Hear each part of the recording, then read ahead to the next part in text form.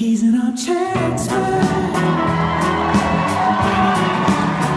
He's an armchair expert.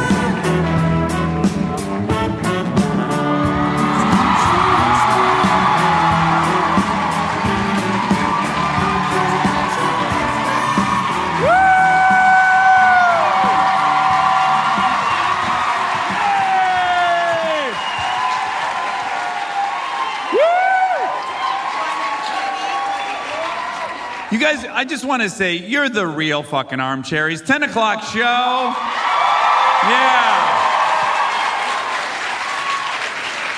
That's really something. You guys, one of the Armchairs is drunk, everybody. Keep your eyes on your six. Someone's a little rowdy back there. I wasn't planning on doing this, but it does remind me of a story. My father and I were one time in Florida on vacation. I was 14, and we went and saw a Steven Seagal movie, Steven. Under Siege or something. It was, suffice to say, there was a lot of karate and stuff. We loved the movie, that goes without saying. And we're walking out. It was a pretty packed movie, and I'm walking next to my dad, and he goes, Stay alert. This kind of movie, a guy will kick you in the fucking back walking out of. And I go, what? He goes, this kind of movie's on karate kick you in the back. And I was like, in my dad's worldview, sometimes you're leaving a movie and a stranger karate kicks you in the back. And for years that never made sense to me. And then one time I was leaving the movies with my wife. We were leaving a parking garage, and there was like a long line to pay at the toll booth. And we were in a truck, and I go, yeah, I wonder if anyone's just ever just driven over that little parking curb and out the sidewalk there and left. And I said that out loud because I was considering driving over the parking thing and just leaving. And then I realized all of a sudden, oh my God, my dad was thinking about kicking somebody in the back.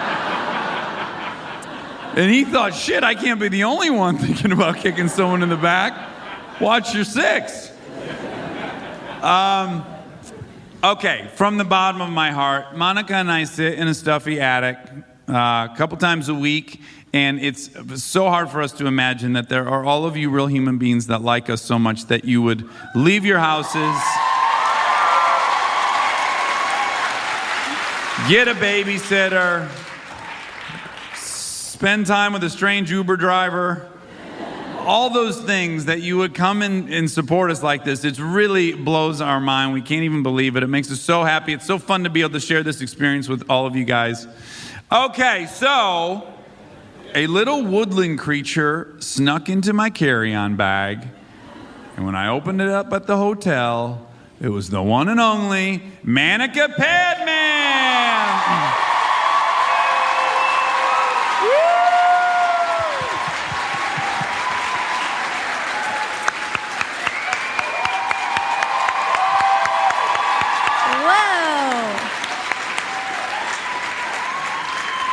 Hi, family. Hi. Thanks for coming. This brings us such joy. You guys have no idea doing these live shows and seeing all of you in the flesh. You guys, a good friend of mine is joining us tonight. He is the sweetest guy. We are on a similar trajectory through life, which we'll learn about. He is the one and only, the lovable Jason Biggs is here tonight.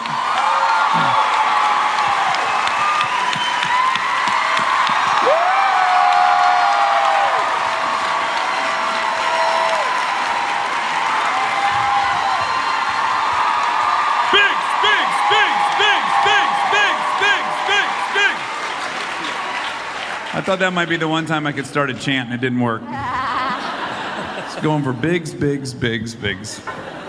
Hey, before we launch into this may blow your mind because it blew mine. Who here do we think came furthest? You. From where? Australia. Oh! Thank you for calling Lucifer's Pizza.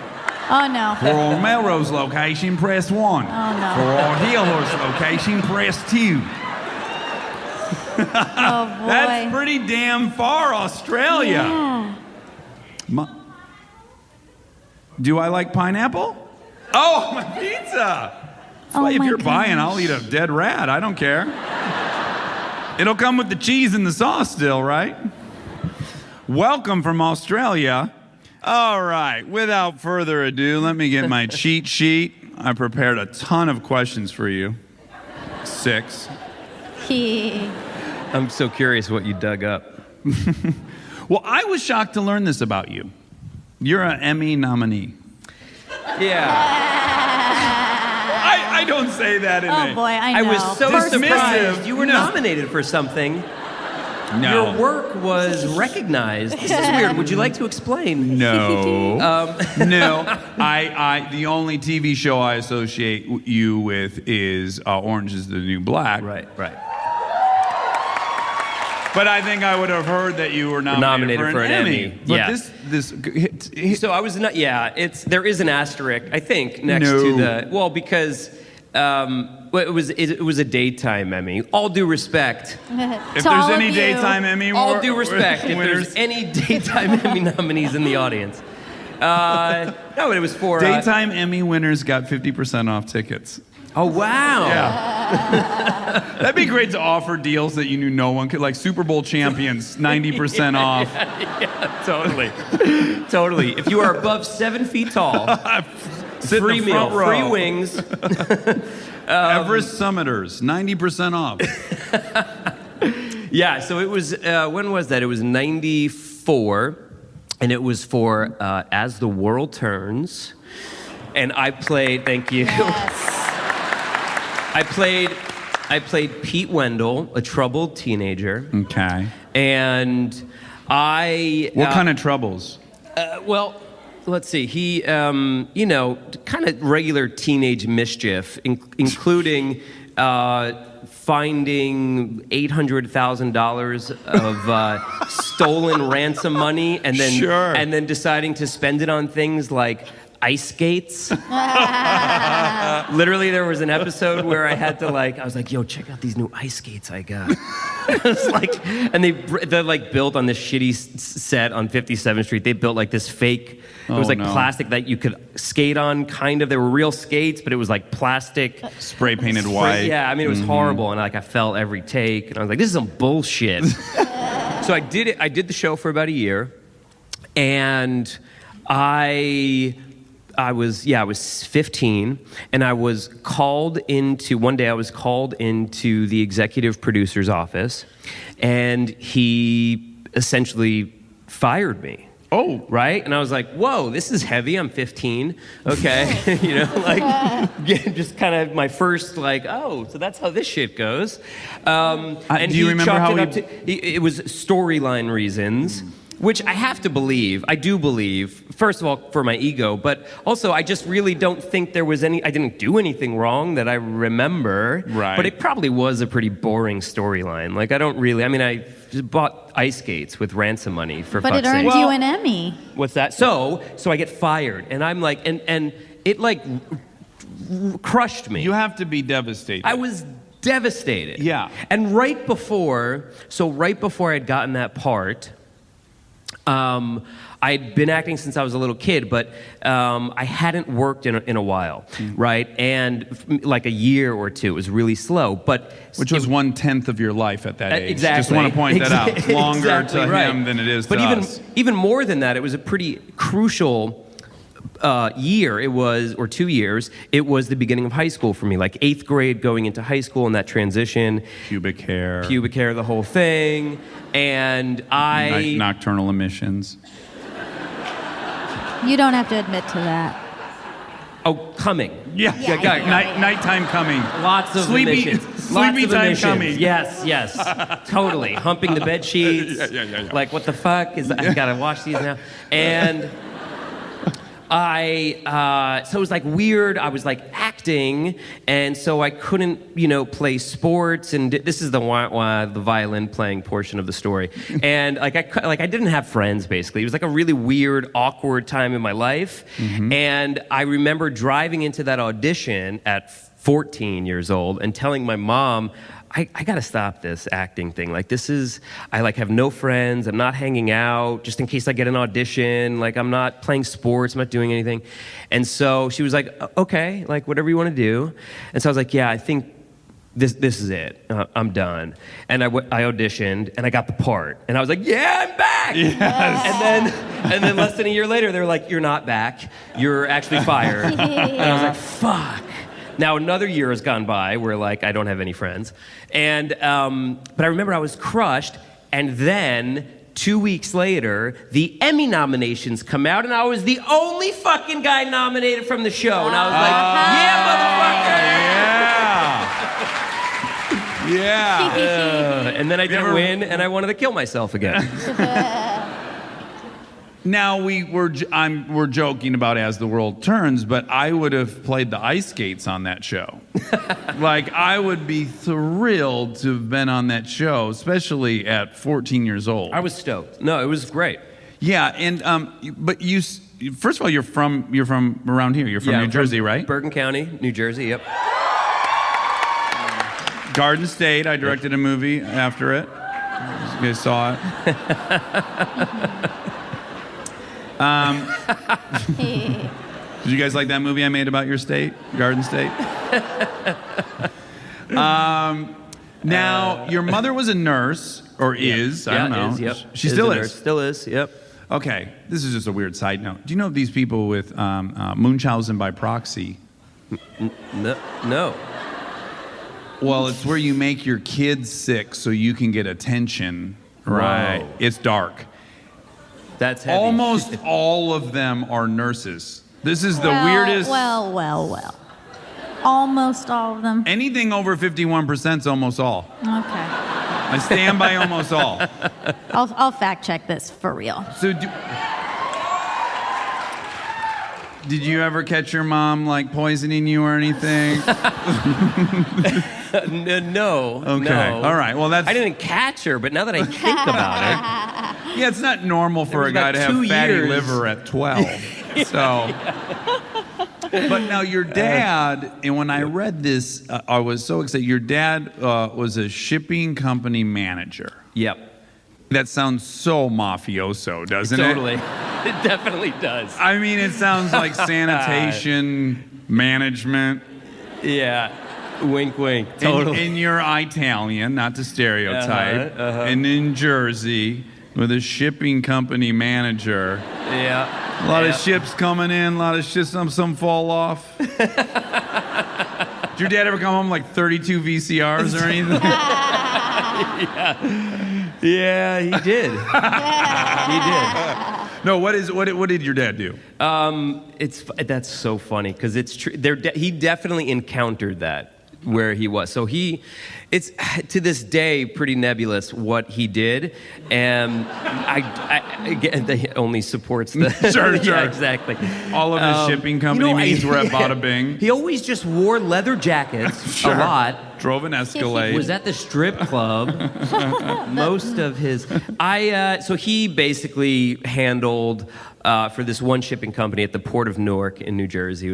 It's a huge shipping port, and he would just sort of keep track of inventory that was coming in on certain trains and stuff. So Still sounds mafia-like. Yeah. The more I explain it, Yeah. I think my dad was in the mob. Yeah. Fuck, it's kind of cool, actually. Yeah. I always he's thought he like had a the lamest job. Maybe he had the coolest That's job. right. Glass half full. Just start poking around your backyard. Next time you're at the family house, just Yeah. take a little poker and ooh, that felt like a rib. That's funny. That's funny. There were always patches missing grass, Right. like 6 feet by. And would you go see Dad at work? Yeah, I would. In fact, so yeah, it was very cool for a kid. It was a cool, and I actually got to take Sid, my oldest son, there. Just this past year, so was 4, and so I was like, I think he's like right at the age. And my dad was like, "Can I take him?" And I was like, "You know what? Let's do it." Yeah. And we went down there, and he had the best fucking time. It was. Did he get to so go up cool. in a crane? He did not get to go up. I got to go up You when have. I was a kid, but I think the rules have changed a little bit. Sure. Yeah. A little bit more liability concerns. So he did not, but he still had a great time. And then my dad actually just lost his job recently. You're kidding? No, I swear to God. he was shot and killed by his. He's buried in my backyard. He lost I think. his job, huh? And he's somewhere in the Meadowlands underneath Giant Stadium. No, but he did. He lost his job, and it was like he was due to retire anyway, but they were like downsizing, and he was like eking it out. He didn't want to, but he knew he was going to. But anyway, kind of they forced his hand. It was kind of annoying, kind of sad. This just happened. Well, first of all, sorry. Yeah, right? Bummer. Yeah. What's his name? Is it? Did you say? Dad. Dad, I thought. Dad Biggs? Dad Biggs. Daddy? I mean, I stopped. He changed his name from Daddy to Dad when I was like 18, but I thought that was Gary. But was it a Gary Boombats. Oh, good. Yeah. Was it because automation has improved or Yeah, ageism? that's exactly right. Oh, that is no, it. No, that's exactly it. It was all. He was literally. There was a whole office supporting this sort of tracking of the inventory, Which AI is now. And then by the end, it was just my dad. Oh, Literally really? just my dad in this office for like the last 2 years. So, I mean, the writing was on the wall, but it was still a bummer, Yeah. But anyway, I'm glad. The reason I thought of that was like, I'm glad Sid got to go down before Just the computer kids can go. Right, exactly. Just the computer The dorks. offspring of computers are little tiny toaster ovens and rolling around there. They stayed married, right? They did. Yeah. They're still married. It's a very matriarchal house. My mom sort of ran the show. Yeah, I get it, girls. Time's up, motherfuckers. Any of your sisters hot? Hashtag me too, bro. Relax. Fuck, dude. Matriarchal. So, mom's Sicilian. Yeah, her Again, family I was just want to Sicilian, stereotype. Yeah. Family Sicilian. Tough broad. Yeah, she's no joke. Still. Gomorrah, yeah. Pretty much. Okay, good. And Dad's only half tough, right? He's like half Irish. English is Biggs is 100% English. alcoholic. Right. Pretty much. His dad apparently was full on, yeah. Which was interesting because then growing up, my parents were very like super anti. Oh, to really? the point where like one drink equaled, well, you're gonna die and that's it. You're going to leave the house, you're going to have one beer, and you're going to wrap yourself around a tree. Goodbye, I guess. And I was like, oh my God. Cheers. Fuck. Yeah, salud. Cent'anni. And they were Roman Catholic, They're right? Roman Catholic, grew up I Catholic. keep saying they, as if they've had some huge turnaround, but they're Roman Catholic. Yeah. Yes. Well, it's interesting. The ebbs and flows of religion in my house, it was always... we were like Christmas Catholics, basically. But some years it was more extreme than others. Some years it was more than just Christmas. Right. We went to Sunday school. Well, that's... Because, we like got confirmed. We did all that stuff. I hated it, man. Hated it. It's not a blast for a kid. It's definitely Even not if you fun. still believe, that's great. It's just Go not with fun. God. It just was never fun. And also because I didn't see them, they sort of picked and chose when they were going to, be it. Right? So for me, I had this early impression that it was just sort of, either believe it. Yes. Or don't believe it. Yeah. You know what I mean? But the sort of wishy-washy... lipstick on Dad's collar, all of a sudden we're at church once a week. Exactly right. On our knees. Right. So I guess if Dad is a shipping logistics genius and Mom is a nurse, how at 5 do you develop an interest in acting? So I have an older sister who is here. Hello. She's sitting in 2 different seats. She threw her voice. She's always been good with impressions and throwing her voice. Yeah. So when she was a kid, she was in this like dance group in New Jersey, just this sort of as a hobby initially, but she was quite good, and then she got into this sort of touring group, and I don't know, they did quite well. They kind of toured around the East Coast and stuff, and then she, because of our proximity to New York, a lot of the other girls in the group started getting agents and managers and doing the acting and Broadway thing. And Heather, my sister, wanted to do it as well. And my parents were like, okay, I mean, you know, it'd be a good way to save money for college if you worked. And so she got an agent, she got a manager, and she started working. Yeah, she actually worked pretty consistently for a few years as a kid. And when I was 5, I guess her manager asked if I would want to go on an audition or something. And what's the age gap between you? She's 7 years my senior. So kind of a big gap. And then I have a younger sister who's 2.5 years younger. Okay. Yeah. And at one point, all 3 of us were doing it. And then I just sort of, they both stopped when they got like middle school, high school. And I loved it, and I worked a ton. Yeah. And So at 5, what kind of stuff are you doing? Like commercials? Commercials, modeling stuff, obviously. Yeah. But like, yeah, like Modeling. kids, you know, like the JCPenney catalog. Sure. Kristen wearing did the- those too. Yeah. Yeah. So, And were you aware of the fact that you were making money?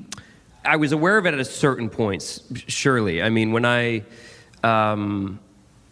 that's a really good question. I mean, obviously at that age I was. Because you want shit, aware. right? You wanted a Nintendo and all the games. You wanted... Right, and that's why I'm thinking about it, because at a certain point I remember being aware of it, because I would sort of say, like, well, I would ask for something. $90,000 last Yeah, year. I would Why ask can't for I have something. Mike Tyson's Punch-Out? Exactly. Exactly. I mean, $90,000. I want a fucking stomper. I'll buy you one too, Ma. I'll buy you a Jesus. fucking car if you let me buy. But I do remember that sort of those conversations happening. Like, but I Sure. just work. Can I get a thing? And their whole thing, and they stayed consistent through all of my childhood. To their credit, which was, you're doing this to put away money for college. If you turn 18 and you choose not to go to college, which I would advise against, but if that's what you choose, do whatever the fuck you want with your money. So high school, Yeah. you alluded to the fact that you weren't crushing, for lack of a better term. Yep.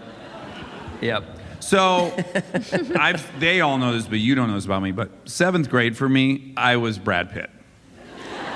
I believe that. If I could live a single year in my life over and over again, it would be 7th grade. It never got better than that. You peaked. And 8th grade was pretty good. I retained about 90% of the coolness. And then I switched and went to another high school, gained 4 inches, lost 20 pounds, terrible mullet, acne, fucking wake-up call, Dax. Yeah. I bet, man. I bet.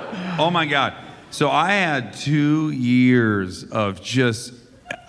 I would look at a girl and I could see I was just dead invisible. Like, she's like, maybe try to see past the mullet or whatever. She would literally walk into you. Yes. You're like, what? Sorry. My brother convinced me I should have a perm on top, but keep it straight in back. So I'd have sweet permanent upstairs, and then just sheet of hair in back. Fucking huge nose, acne, wafer thin. What a look. That's amazing. Yeah. Now, at a certain point when you go through that, everyone should go through that, because at a certain point I said to myself, going into 11th grade, no one's going to turn their head and look at you. That's just that. So that ship sailed. Your currency is going to be your personality. You have got to up the game. You got to learn to dance. You got to tell some jokes. Be funny, sure. Yep. Ride a motorcycle. Yep. All those things. Yeah. Did you have that moment where you're like, okay, I'm not the quarterback of the football team? That's your sister. Don't worry. That's a sibling thing. She knows that she remembers vividly when I came home and was like, fuck, I'm not the quarterback of the football team. Yeah, I always felt different because of the acting thing, really. It was always a little weird, and no one else was doing what I was doing. And so it was very strange. And, that got the normal, get picked on and stuff, for it. I was never, I never thought that I would be that, but I definitely realized, that it was going to be personality for sure. Which I knew which I also had already at that point. I had also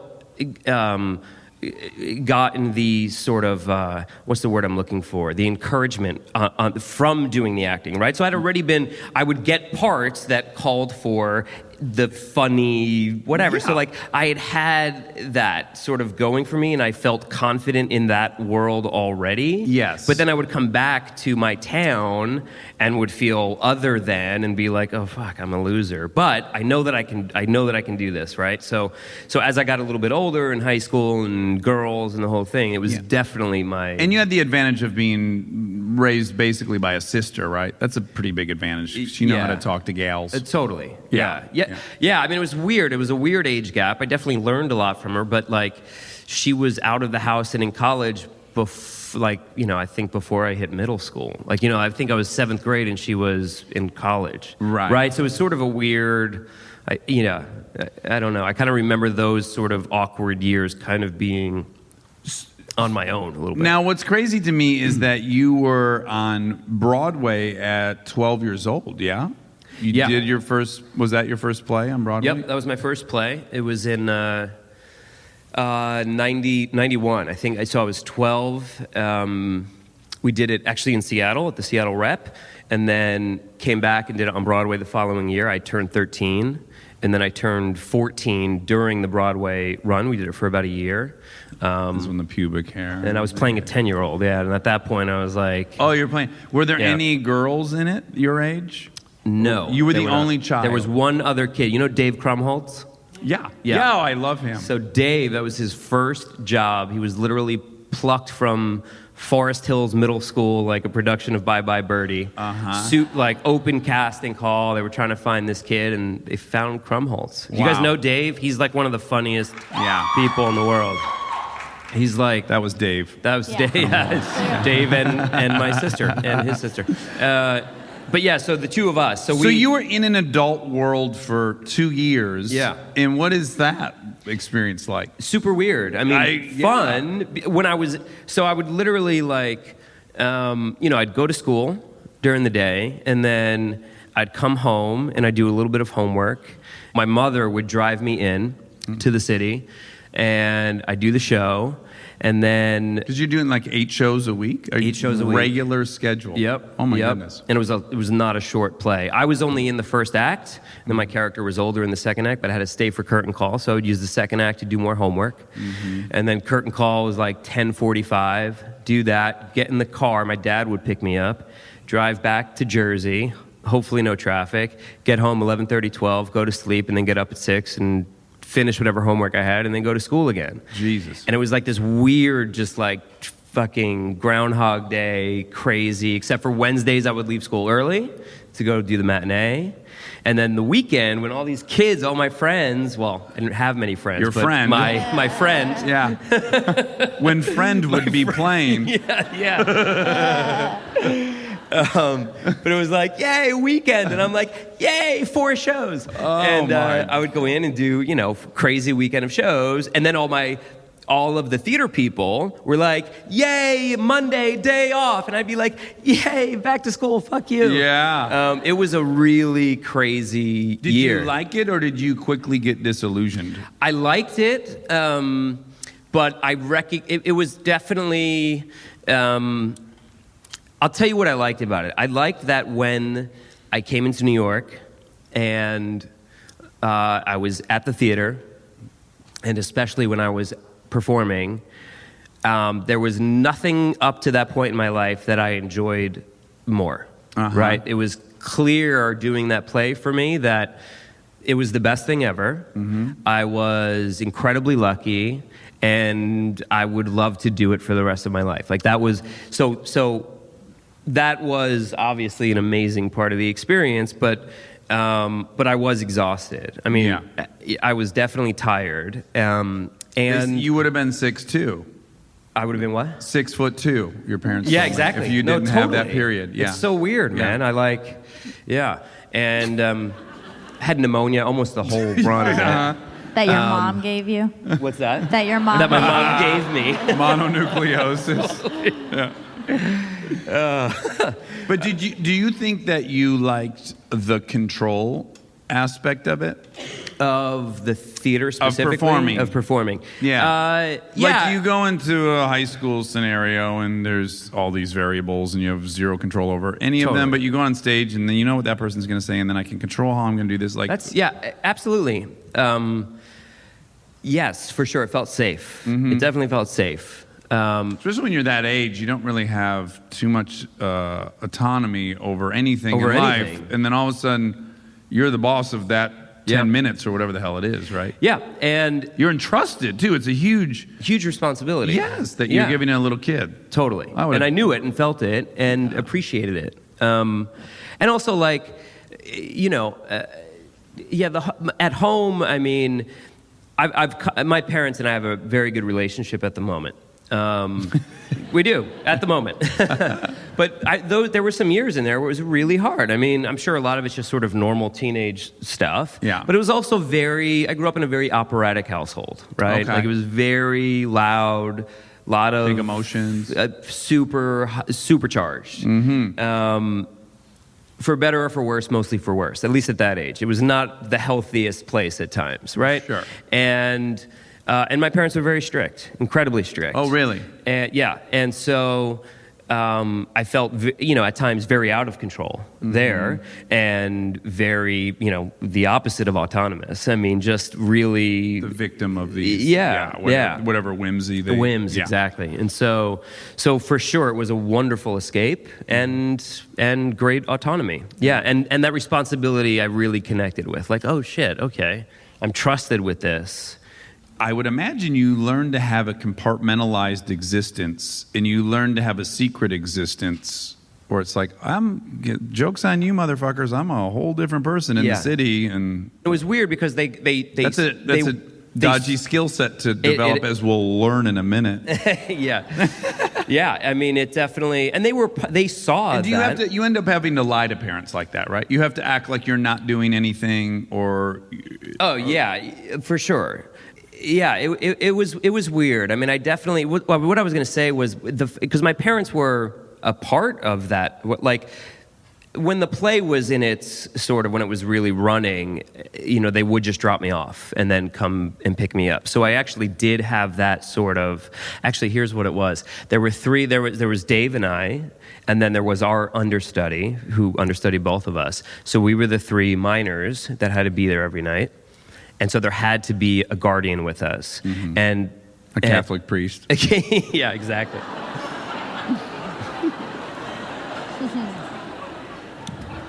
He was very gentle. We still keep in touch. Thank God. They're still keep not in all touch. gentle. Yeah. I'm so sorry to any Catholic priests in the audience. But next show, 90% off to all Catholic priests.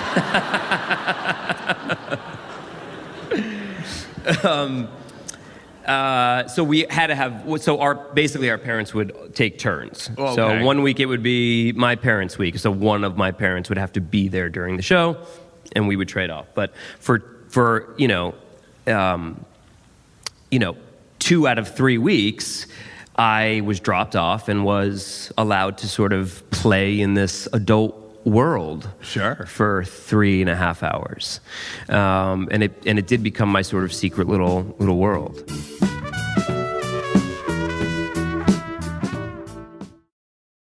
We get support from Quince. Have you been wearing the Quince linen shirts?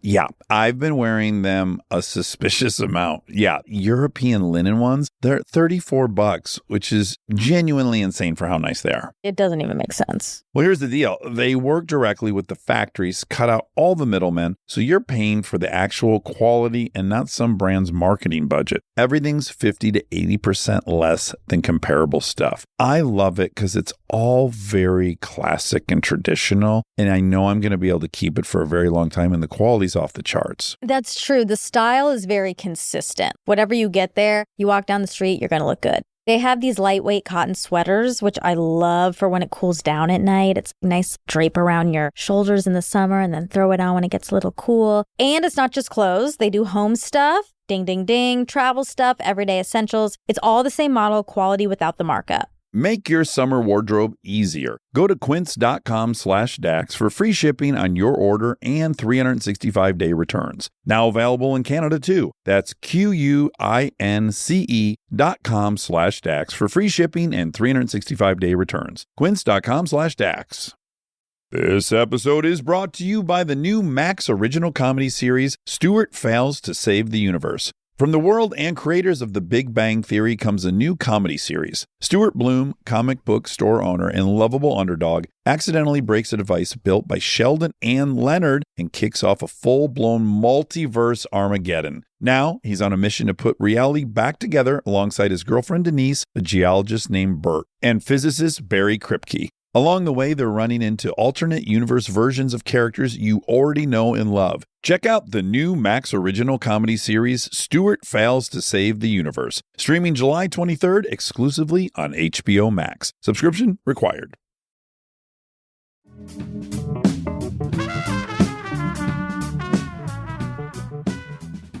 Now, you graduate high school, you've accumulated some money, they told you it's for college, and then you did go to college for 3 weeks. Yeah. Yes. Great job. Good job. That's 15 Listen, school Mom, days. you said it was for college. I fucking went, all right? Like, give me my dough. So you go to Yep. college for 3 weeks, Yeah. and that's 18. And between 18 and 21, before we get to a big chapter in your life, are you working? Are you supporting yourself? Are you living off that sweet, as the world sweet turns Burger King money. I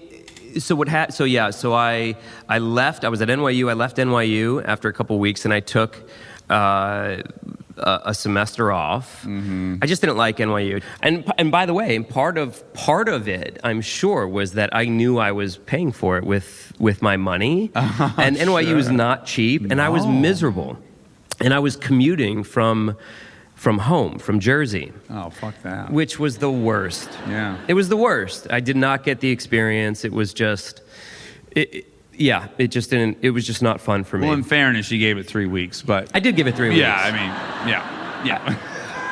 I gave it I the would old say you college gave it try. the college try, but you really didn't I give really it the did. college try. Yeah. Oh, wait, no, hold on, wait, that's wrong. Wait, that's wrong.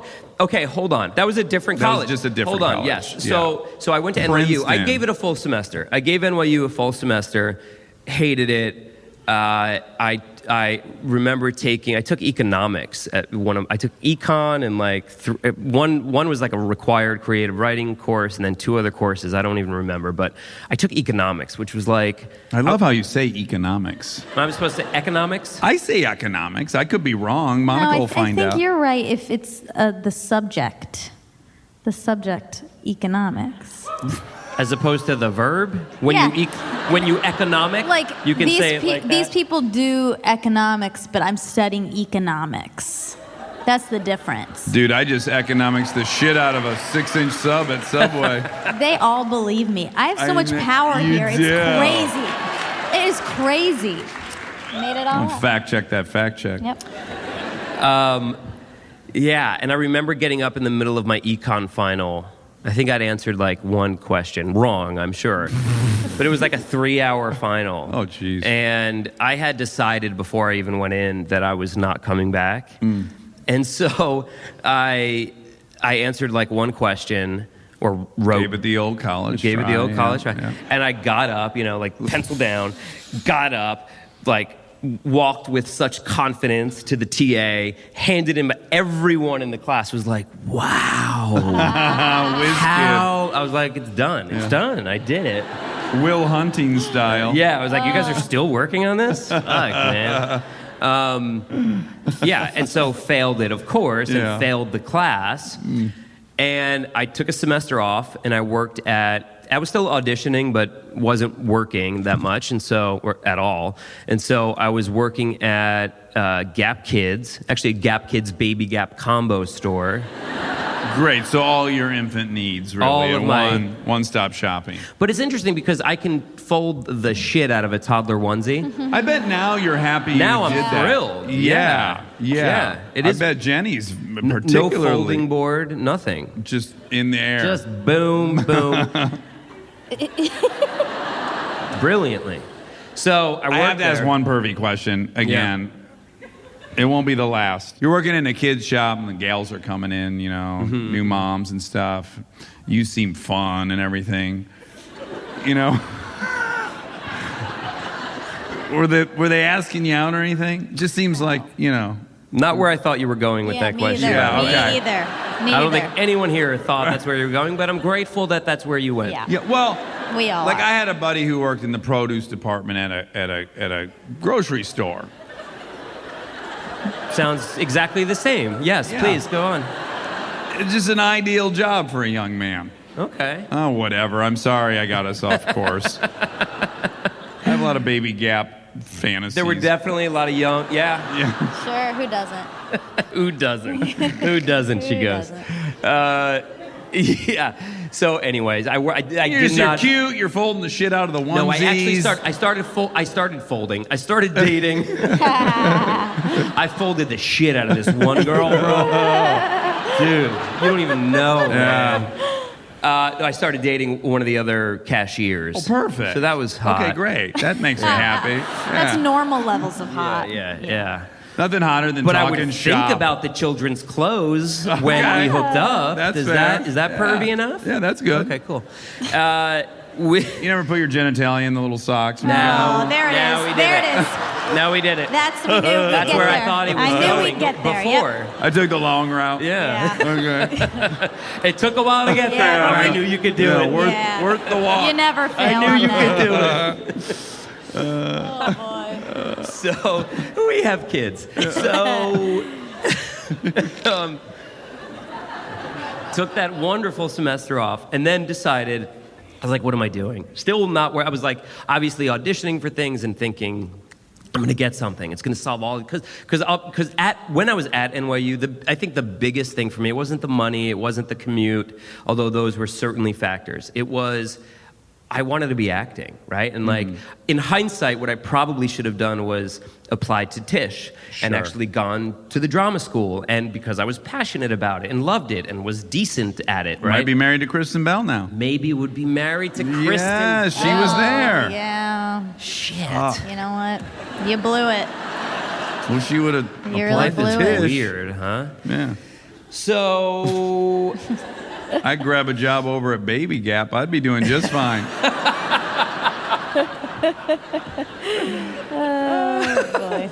what if we literally, those were our lives? And I'm sitting here, you're interviewing me because this is your side gig from Baby Gap. And I'm like, anyway, my wife, Kristen Bell, super awesome. Oh, boring. I had my testicles in the cutest pair of little socks last night.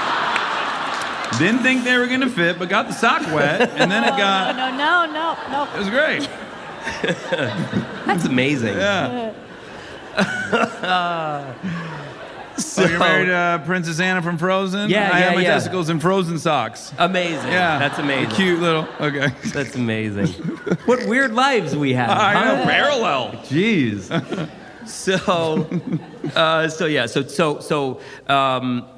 Took the semester off and then decided I needed to go back to college and applied to a smaller liberal arts school in Jersey, Montclair State University, and then I was there for 3 weeks when I.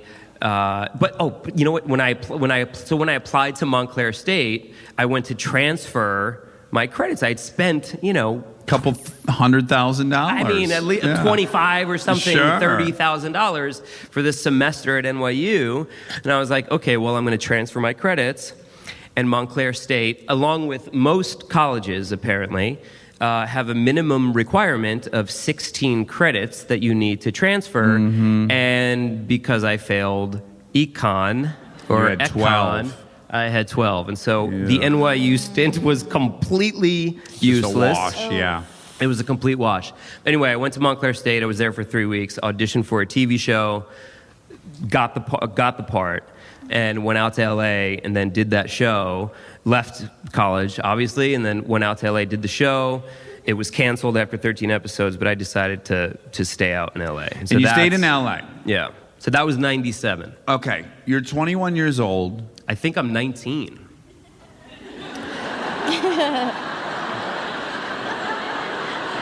19, 21. Carry the one. I mean, whatever. It's close. Okay. A Canadian 19 or an Yeah, American it's the 21. metric system. It's the metric system. Well, you can drink I get it. there at Yeah, 19, yeah. whatever. That's right. So at 19, you get Yep. an audition. Yep. And it's for American Pie. Yeah. Yeah. And you go in you're it's a teen comedy, right? You're Yep. not that's your expectations are probably average, right? Yeah. So that year there were so many teen. That was like the teen movie. Like my timing was kind of perfect in terms of coming out to LA and getting an LA agent and sort of doing the whole LA thing, because it was every teen movie. I felt like there were so many great auditions, and most of them were not great, but I would have been thrilled, obviously, to be cast in any of them. Sure. And I remember reading the script for American Pie and thinking, oh shit, this is actually... Did you think, like, I can't believe they're going to make this? Partly. I couldn't believe that it was at a studio. Yeah. Yeah. Yeah. And yeah, it was like, I wonder how much of this is going to be cut, basically. Sure. I remember reading it and thinking Flute that. in the pussy. You're like, yeah, that's I was like, that's gone. That's gone. No way. Yeah. I mean, they Yeah. might let her say it once, but it ain't Yeah, making the yeah, edit. yeah, exactly. Yeah. And then they'll give me the alt and... Yeah. So, but I remember thinking, oh my God, this is really funny. This is really good. I would really love to get this one. But again, any of those movies, I think it was like, that year was She's All That, and there was a ton of 10 of Things them. I Hate About You. What's that? 10 Things I Hate About You. 10 Things I Hate About You. Same. I know. Yep. Yeah. Yeah, you're welcome. Yeah. Yep, which I auditioned for. I mean, there was so many of them, and but I remember with American Pie, and it wasn't called American Pie at the time, but I remember thinking Is it called Flute Pussy? it was called Flute Pussy. Yeah. But again, they had to change. Well, they had to it. change They had that. to change yeah, it. to get distribution in Germany. Yeah, it was a little means much. something completely different It was in Germany. a little Yeah, much, yeah. but yeah. Flute Pussy. Yeah, it was like you pussy flute. They Yeah, switched yeah, the, they flip it, and then it's disgusting. Because they do the verb or something before that. Yes, it's like yes, weird. yeah. And, yeah. So, or Der Pussy Flute, I think. Yeah, sehr gut. Yeah. Sehr gut. Pussy Flute. I just want Yes, to do I'm the pussy. looking at the parts catalog right now. I know this is gonna shock you, but your engine actually has a flute pussy in it. I'm so sorry, Monica. I promised you I wouldn't do this. and here I am. I know. You Can't can help have yourself. one from Stuttgart to you in the 3 weeks. Okay. So wait, you go shoot this movie, and you Yep. meet these guys. Do Yep. you get a sense right away, like when you meet Sean William Scott, are you like, oh, this dude's this Perfect. Yeah. Yeah. Kind of everyone was like, It's an incredibly well cast movie. Yeah. It's really, and that's what makes like, if I can pat ourselves on the back for a second, like without a paddle, tons of people turned that movie down, and it was just this whatever. Script was good or bad, who knows? But some weird magic happened between Seth and Matt and I, and that just is you get lucky. Yeah. And then we had the time of our life, and then it was kind of tangible on screen, and people liked it. Yep. And Yep. so that thing, you kind of hit the jackpot, right? Totally. All those guys and those gals were fucking awesome. yep. It was great. And and the experience was great. I mean, yeah, we were so young. I mean, at that point I had turned 20. And Eddie K. Thomas, he was the youngest. He's remained my closest friend through all of it. The guy who plays Finch. Shipwreck. Yes, someone just said Shipwreck. Exactly. He got his drive. I remember he had like a week off during filming, and he was from New York, and he came home to New York, and I guess he got his driver's license, because then he came back to set and he was like, "You guys, I got my driver's license." We were all like, "Holy shit, you got your driver's license!" Like that was the biggest fucking deal. Yeah. But yeah, those 2 months were pretty surreal. One, because we were all just thrilled to be working. But No one had an ego yet, right? It was- zero ego. It was just it was really fun. It was well cast. We all got along. But there was also this sort of energy underneath it all. Like, oh fuck, this is maybe going to be good. Like we kind of could see, I mean, you shoot some of these scenes and you've got the crew and people going, I've never seen anything like that before. Like that is fucking nuts. And and of course you go, well, that's good, right? Like that's a good thing. Sure. And so there was just that kind of energy that we were no one had seen anything like the Human Centipede either. Right, that's true. That's it can also go the other way. Also good. Those people on set were like, we've never seen anything like this. And they were like, you're like, sweet, that's good, right? That's great. So the movie comes out, it's an immediate hit, right? It wasn't like one of these slow building things. It's a giant hit. Yeah, it opened number one. It was the red band trailers were still kind of a novelty because they did them in your AOL dial-up. Wait 40 minutes on AOL dial-up to download this trailer. Well, that was the thing. It was mostly in the movie theaters. I mean, yes, there was online was starting to become a thing, but now, I mean, every R-rated comedy has a red band trailer. It's out online before you, and they're great. But like the red band trailer as a thing, it was still like, whoa. Sure. Like when you were in the movie theater and you saw all the trailers in the beginning, it was like green, following preview has been, and you see the trailer, you see it, and then when the red one popped up, it was like, what the fuck is this? Yes. And then you see the trailer, and there's a dude with his dick in a pie. Yeah. People were like talking about it. And when you shot that scene,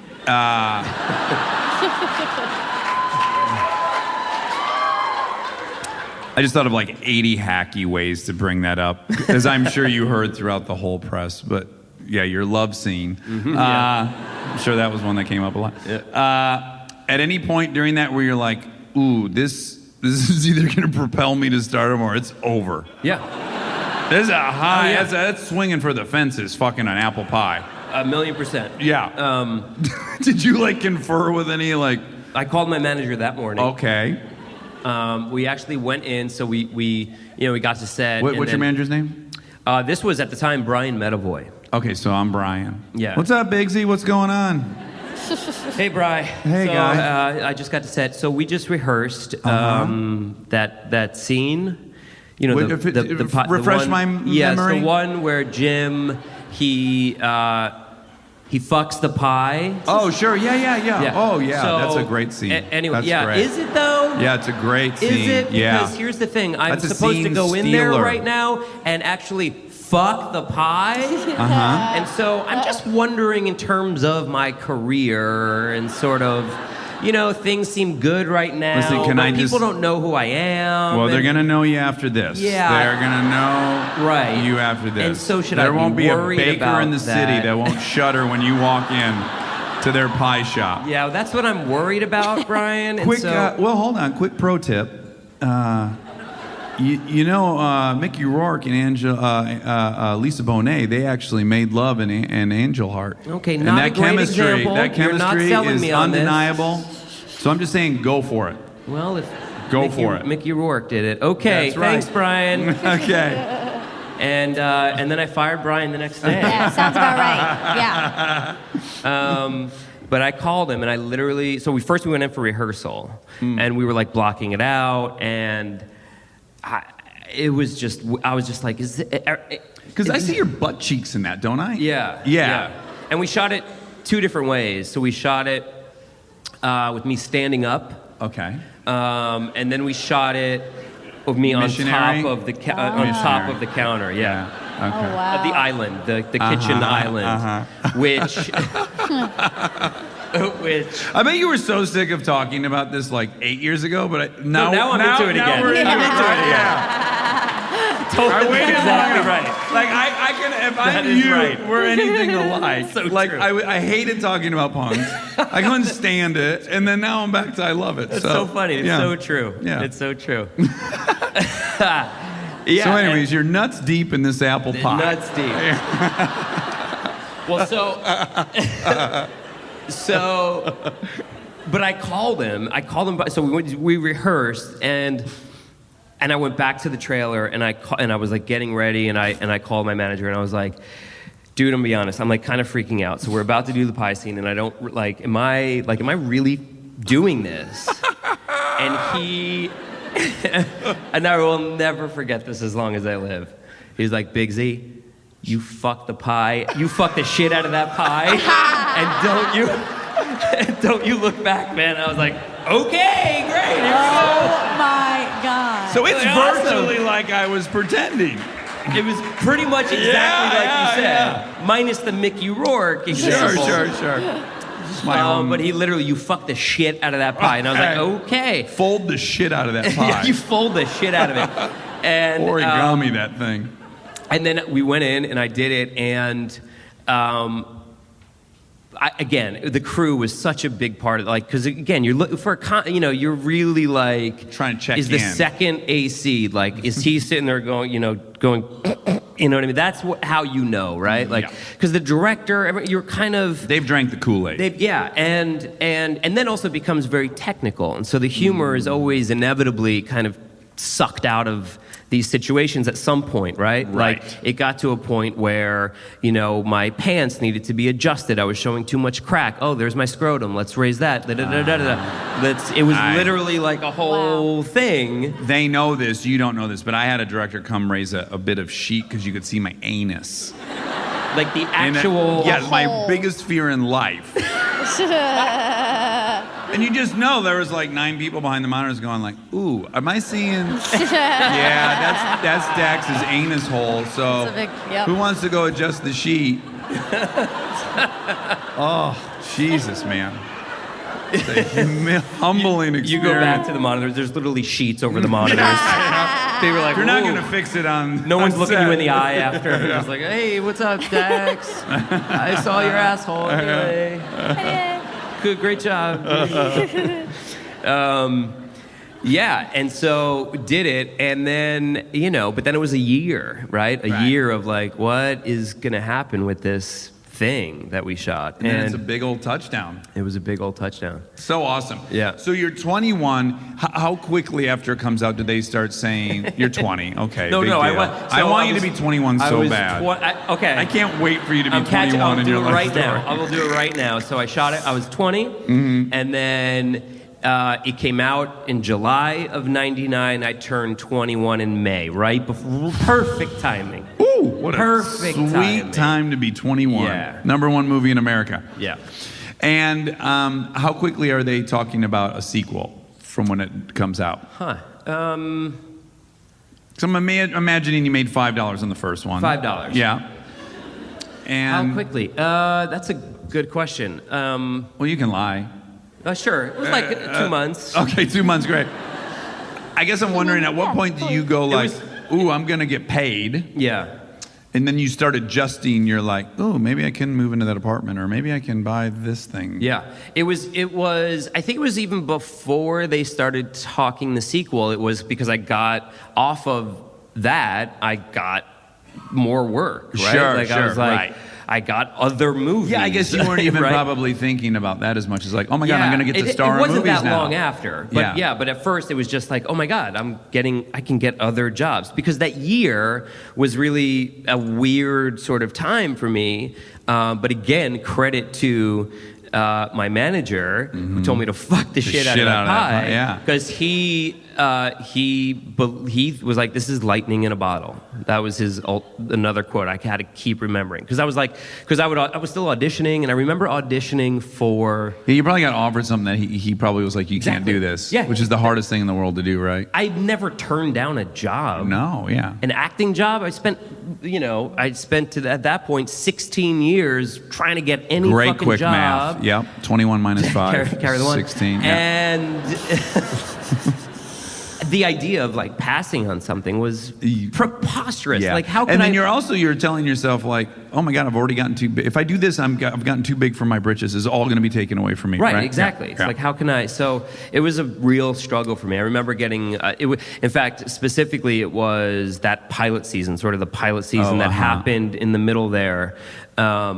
You know, I was like, I'm going to do a pilot, right? Like, I'm going to do a pilot. Yeah.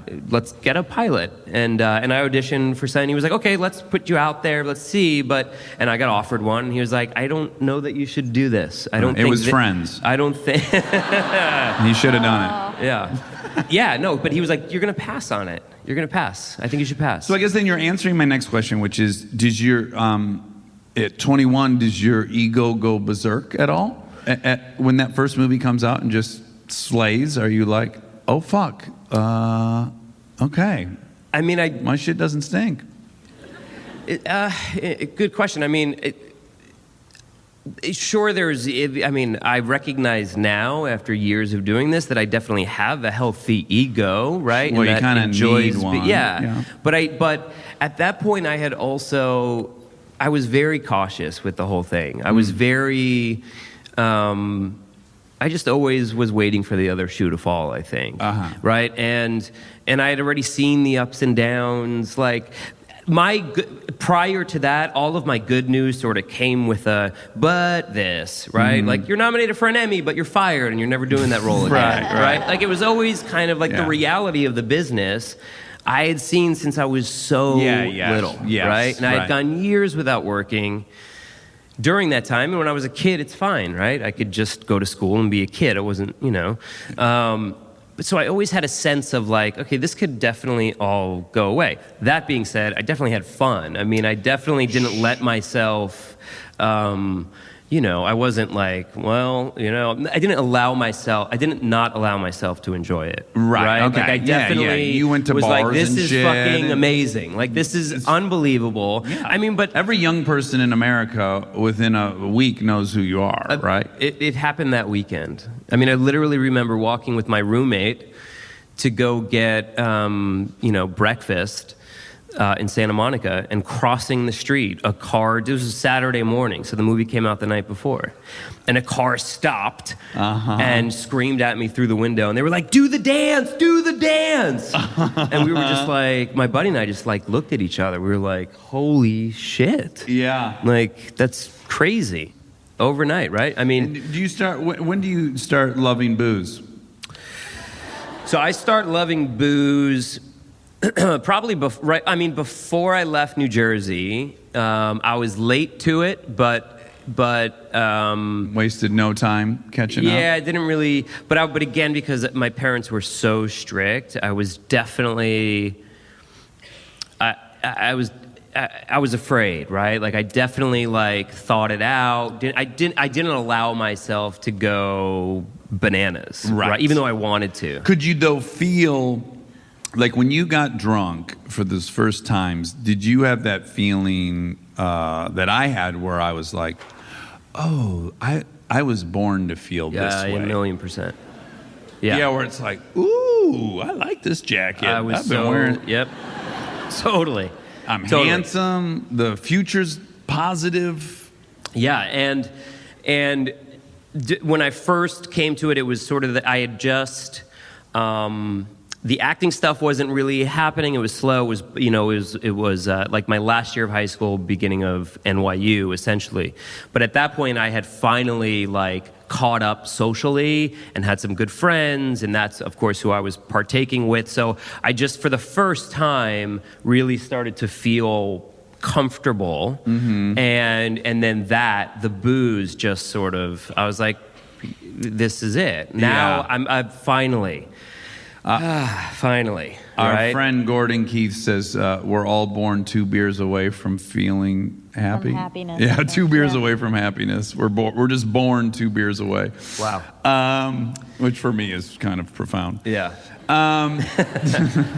Yeah, but it was when I went to LA. So now, when I moved to LA, that was my first taste of independence, right? I had gotten it in small doses when I would go in and do the play at night, but I would always come back to the reality of I'm really not that guy. I have to be this guy. And so moving to LA for me was Like going to college, basically. it for was most like people. going to college. And then American Pie, literally that set, those friends, the subject matter. I mean, it was my college experience. And then the years that followed that, I was college age, give or take, I was always 21 for you. Yeah, but I mean, yeah. Right. Yeah.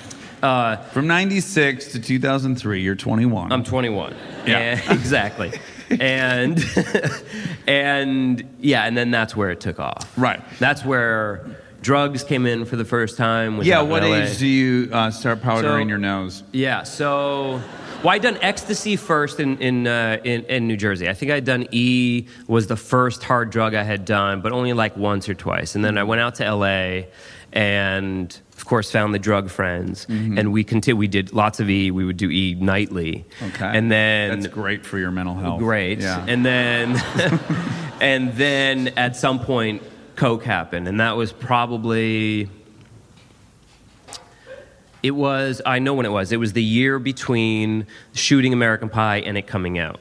Oh, really? Yeah, which was that Perfect timing. Yeah, it was Now you're gonna have perfect some timing. money. Exactly. Yeah, it's great. Yeah. At that point, it was still just kind of like I loved it. There's a sweet spot. You can run with a sweet spot for quite a while, I ran right? with a sweet spot for a while. That's a great way to put it. Yeah. Yep.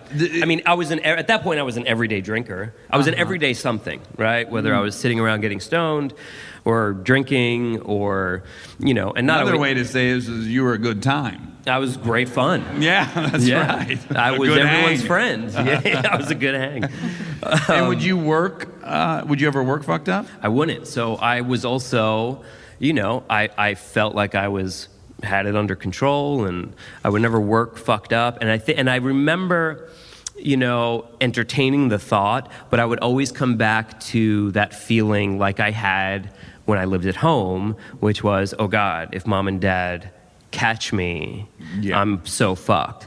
And so at that point, it was like, I had enough of a sort of sense to not want to jeopardize any of that. Like, I knew how sort of lucky I was, and I wouldn't. But that being said, I would still, especially in hindsight, I mean, I was very careless in so many other regards. Sure. Where I could have, jeopardized all of my jobs. Sure. Just because I wasn't drinking or partying on set. Lucky for me, the only thing I was more addicted to was working in movies. Right. So it's like this other addiction, thank Totally. God, trumped the Well, other for me, one. the best feeling in the world, the best high, and I've realized the high that I'm always chasing more than any is approval, work approval, yeah, right? yeah, like yeah. that is for me like the high of being on a set, cracking a joke, even just getting that feedback Yeah. for me is, but the problem is this doesn't always happen, right? Like They're not coming home with you tonight. They're right. I mean, some of them will. are. Some will. Yeah. Some Yeah. some are already folding themselves just to, In anticipation. Yeah. So they don't fold too quickly once it Exactly, happens. exactly Yeah. right. That's sure. Yeah, you're right. I was able to keep the sort of work thing. I was like, work is the ultimate for me. I mean, I just Right. loved it so much, but the rest of my life quickly became a shit show. Right. Yeah. Good for you. Yeah, I would be mad if you didn't capitalize on that juicy opportunity. So with the sequels comes money, Yep. and that then can also facilitate the other stuff, right? Nicely. Yep. And at any point, do you start getting scared of like, oh no, I'm going to be defined by this movie only? Or are you like, who gives a fuck? I'm on a freight train and I'm happy to have it. Yeah, I didn't Because think at this point, we would both be able to recognize that to get in something like that happens to 1 in a trillion working actors. Yeah. And yet we think, oh, we need to get another one. Not even thinking like, oh, well, you already got the thing that's 1 in a trillion, a Totally. franchise Yep. that's successful. Yeah, I didn't. I mean, I was aware that it could be a thing, but I also was like, I knew that the reason I was doing the other jobs I was getting was because I played Jim in American Pie, right? And You were in the Rolling Stones, and they entertained your side projects. exactly. Yeah. So that's exactly right. And so I wasn't. I mean, I always wanted to do other things. I always felt confident in my abilities to do other things. I had done more drama when I was younger, but I also was like, carpe diem. I mean, you want to cast me as this sort of awkward teenager, unlucky in love guy next door? Great.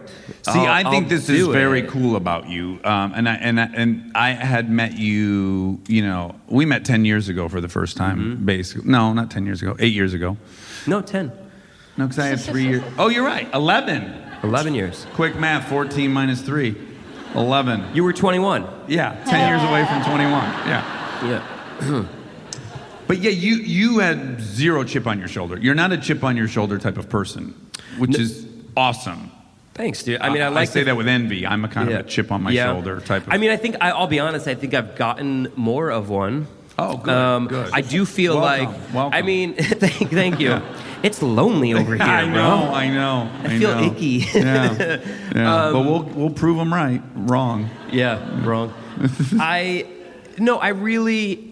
I also kind of, there's also something to being sort of young and dumb, I think. I was like, okay, whatever. I do these movies now. I'll always have my opportunity. Oh, I could do that and later and da-da-da-da. And I'll be honest, it's only in the last couple of years am I finding that it's become a thing, or at least I'm more aware of it being a thing, right? Uh-huh. And that is, and by the way, I still wouldn't trade it for the fucking world. Sure. I don't even know that I need to say that, but I mean, it's the kind of thing that I feel like I do need to qualify it because it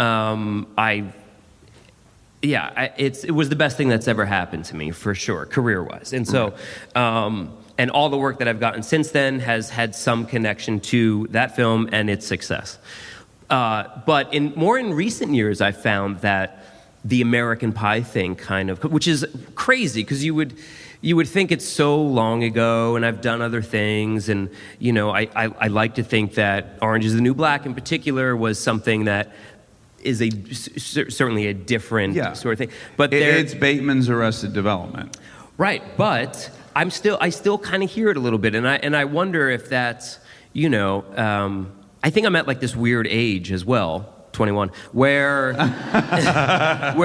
I'm 40, right? And like I'm a dad, and the kinds of roles that I want to be playing and think I should be playing are starting to catch up with me, I think. But it was a few years there where I was people still kind of saw me as that, and so it was hard to. Well, I don't know.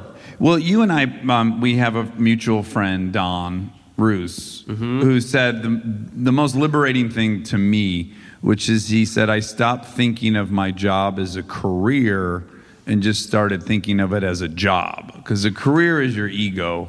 Right. And a job is you show up and work, and you're not in the results business. Totally. And that's what someone with humility just does. Yeah, it's so true. And, I feel like, I'm sure you and I are both like this, where we've always thought that, but, you kind of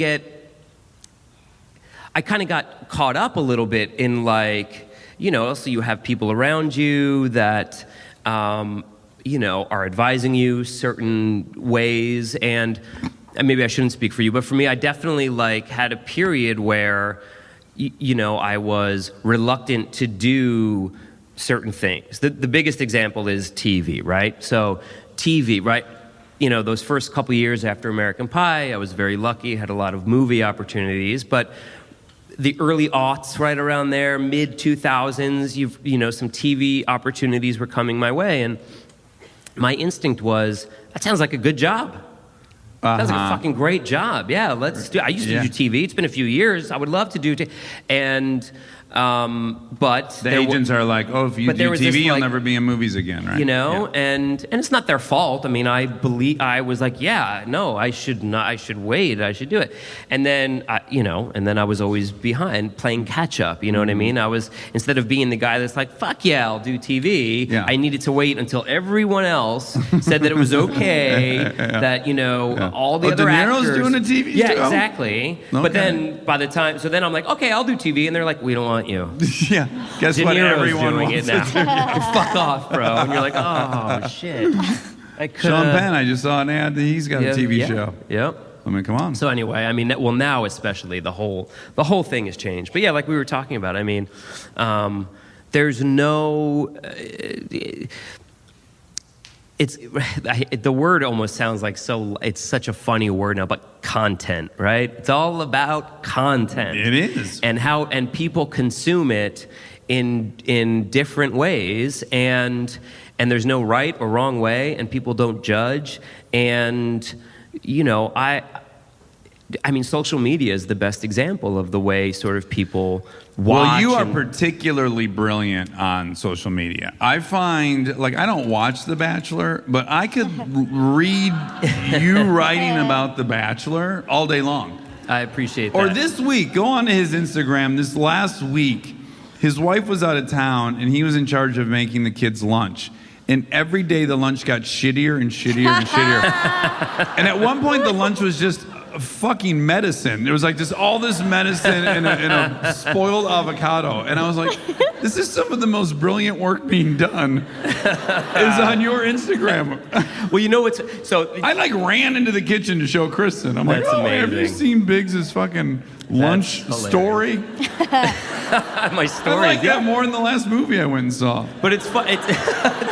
But like, I looked at the numbers of the like people who watch this. You could go to the analytics on Instagram, and I'm like, there's way more people have seen that than the last 4 movies I've done. Sure. For sure. Yeah. But Jenny, I would like to preface that Jenny, my wife, makes these crazy lunches for Sid and posts them every night with her own brand of humor, but the lunches themselves are very earnest and really she puts in a lot of effort. Sure. And so she was out of town this whole week, and I was like, fuck, what am I? And I was like, there's really only one way to go with this, and that is the complete opposite. Yeah. You're not going to Yeah. over. Fuck no, I Shooter. can't compete. No. Yeah. At what point do you go like, okay, I got to stop powdering my nose? Right. Yeah. I feel like you told me a story about being on a golf course or something. Just getting real gacked out of your mind. middle of the day. Yeah, sure. Playing in a- Tuesday afternoon. Playing in a foursome on like a Tuesday afternoon. The other guys are like, maybe a beer. The cart girl comes around. He's like, I'll have a beer. And I'm like, I'll have a beer, and I'm going to go to the bathroom real quick. I'll be right back. And I would go and do blow in the bathroom. And I remember thinking at that point, like, this is a thing. This is a thing. But I think even before that, I mean, that's one story. But like, my life had started to have a lot of those stories. Consequences. Yeah, and I was just like, what am I doing, And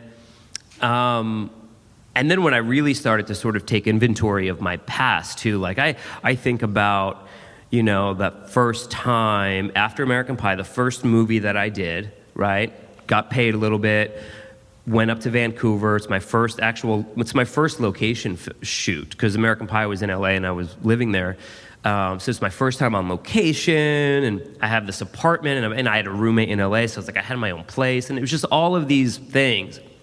And the first thing I did when I got up to Vancouver, and I wasn't 21 yet. Oh, no, I was 21. Yeah, you're exactly I was 21. exactly 21. Thank you. Thanks for reminding me that I was 21. But the first thing I did was went to the liquor store, and I remember having a cart, because it wasn't just a 6-pack and a bottle. I mean, I had a cart. I was like, I'm stocking my apartment. Yeah. Swinging bachelor. And I remember that was the first time I was aware of drinking alone. That was the first time I was like, I'm drinking alone. But I didn't think of it as it wasn't a red flag. It was like, it's fucking cool. Sure. Yeah. I could just, Like I'm in home sh- from work, home from set. Yeah. Kick off the shoes, get a highball glass, fucking, Yeah. but very quickly it was like, pour the glass and one extra for daddy, put it away, you know? Sure. So It is really funny when you blow by these markers that in your mind were, oh, that's what an alcoholic does. And then Totally. how when you do them, you all of a sudden your situation is unique. Yeah, right. Like my thing was like, if you drink in the morning, you got a real problem. But if you drink Sunday morning after a rough Saturday night, not That's a problem. not a problem. And if that turns into like an all-day thing and you need to have a little drink on Monday just so you're not sick. Yeah, you don't then want to be you can sick. curb it off by Thursday and then start that fucker right back up Right. again. Yeah. I did that for a year, and at one point I was like, "Oh, you really drink in the morning Yeah, 3 yeah, right. days a week? That's for real." Yeah. But you can. It's crazy the power of. It's crazy. Yeah. Yeah. And so when I first, I would say, I mean, it had been, for about a year or two, I was in therapy, and I was so afraid to talk about, I remember wanting to bring it up for the longest time. To your therapist. To my therapist, that I was concerned about my drinking and drugging. Yeah. But I knew that once I brought it up, You'd get a solution that you didn't want. exactly. Yeah. Then I was accountable, Yeah. right? Then the next session I would go in and she'd be like, "So, how's your, did you have, and it's like, fuck. No. So I knew that once I did it, that was the beginning of the end for me. Yeah. Or at least I thought it would be. And so I kept not doing it. I mean, I would go there hungover. I would have this therapy session, and I would literally, there was a liquor store around the corner. I'd have like a tough therapy session and be like, fuck, I need a fucking drink. I would go to the liquor store and buy a bottle of vodka, drink some of it, and then drive after your home. therapy session. Yeah. That's, It became that's a real weekly testament thing. to that therapy. Yep. Yeah, no shit. Oh, she's a great therapist. About a year into seeing her, I started cheating on my wife, and then the next year I started drinking after the appointments. Oh, yeah. So, but then I did bring it up with her, and I'm trying to think if I remember sort of the big moment for me was Jenny saying that she was pregnant, right? That was sort of the light bulb went off. It was like, wait a minute, or went on. That was for me the moment where I was like, I have to. Well, it was the moment where I thought I had to say something to Jenny because I had Right. it. So you know what I did? Because I had told my therapist first. So it was probably in the months preceding Jenny getting pregnant that I was talking to my therapist about it. And wouldn't you know it? So I told my therapist, and I was like, I don't know, I'd like to talk about it. I mean, and she was like, I'm not sure, I wasn't sure if I was going to tell you this or not, but I'm going to. I've been sober for 35 years. Oh my God. And I was like, oh my God. So then of course, I immediately go back and I'm like thinking about all these stories I've been telling she's her. like, oh really? She's yeah, like, you had I mean- insomnia. Yeah, exactly. Is that what you had? Exactly. And a fucking random nosebleed on Tuesday afternoon after playing golf with 3 strangers. Okay. Yeah. Fuck, the random nosebleeds. Oh. Whew. I just told a story about that last night. We're the worst. Cast table read for, not cast table read, cast dinner for Idiocracy. Just mid-meal. I always get nosebleeds. Yep. Yeah. No, I don't. I had one, and this was actually this was one of the times where I remember thinking, "Oh shit, it's coming into the work world." Was actually a table read for a play, and started bleeding, and I had to like go, and it was just like it wouldn't stop, and I was like, "Oh my God!" And they kept coming and checking on me. Jason, do we need to reschedule? I'm like, no. I just. Fuck, I put the heat on in my apartment last night, and it's super dry. And Spent the night in Santa Fe last night. Very dry up there at elevation. But anyway, I feel great. Just give me another 3 hours. I'll be right out. I should be out of blood soon. It's not an infinite amount in me, so sooner or later this is going to fix itself. That's great. Yeah. But the kid. So is the kid, yeah. And then But so I I've told seen my that go therapist the opposite direction, by the way. well, so Well, where they go bananas with Yeah, because where of it's the like kid? they're telling themselves, "Oh, there's a kid. I got to get it together." And what people don't understand about when you're having a kid, and if you've not had one, is it actually, to me, I was 9 years sober when we had our first, and I actually felt a compulsion to have my own secret life again, because it's like, oh no, now I'm really accountable permanently. Yeah, and yeah. now I want to have my own little private life, and I know what my private life is. Totally. Well, that's why for me. So that was. So it's okay. She found out she was pregnant on a Sunday. I went on a 2-day bender. Good. We got to celebrate. Yeah. And be a father. You know. Yeah. And by the way, that was like champagne. Also cocaine and ecstasy and mushrooms, but champagne all around. Yeah. So anyway, so came out of that and was like, okay, I gotta do something. And so I told Jenny, and Was she shocked, or she was like, yeah? I think she was like, okay. I mean, Because you hit it kind of well. I hit it very well. Yeah.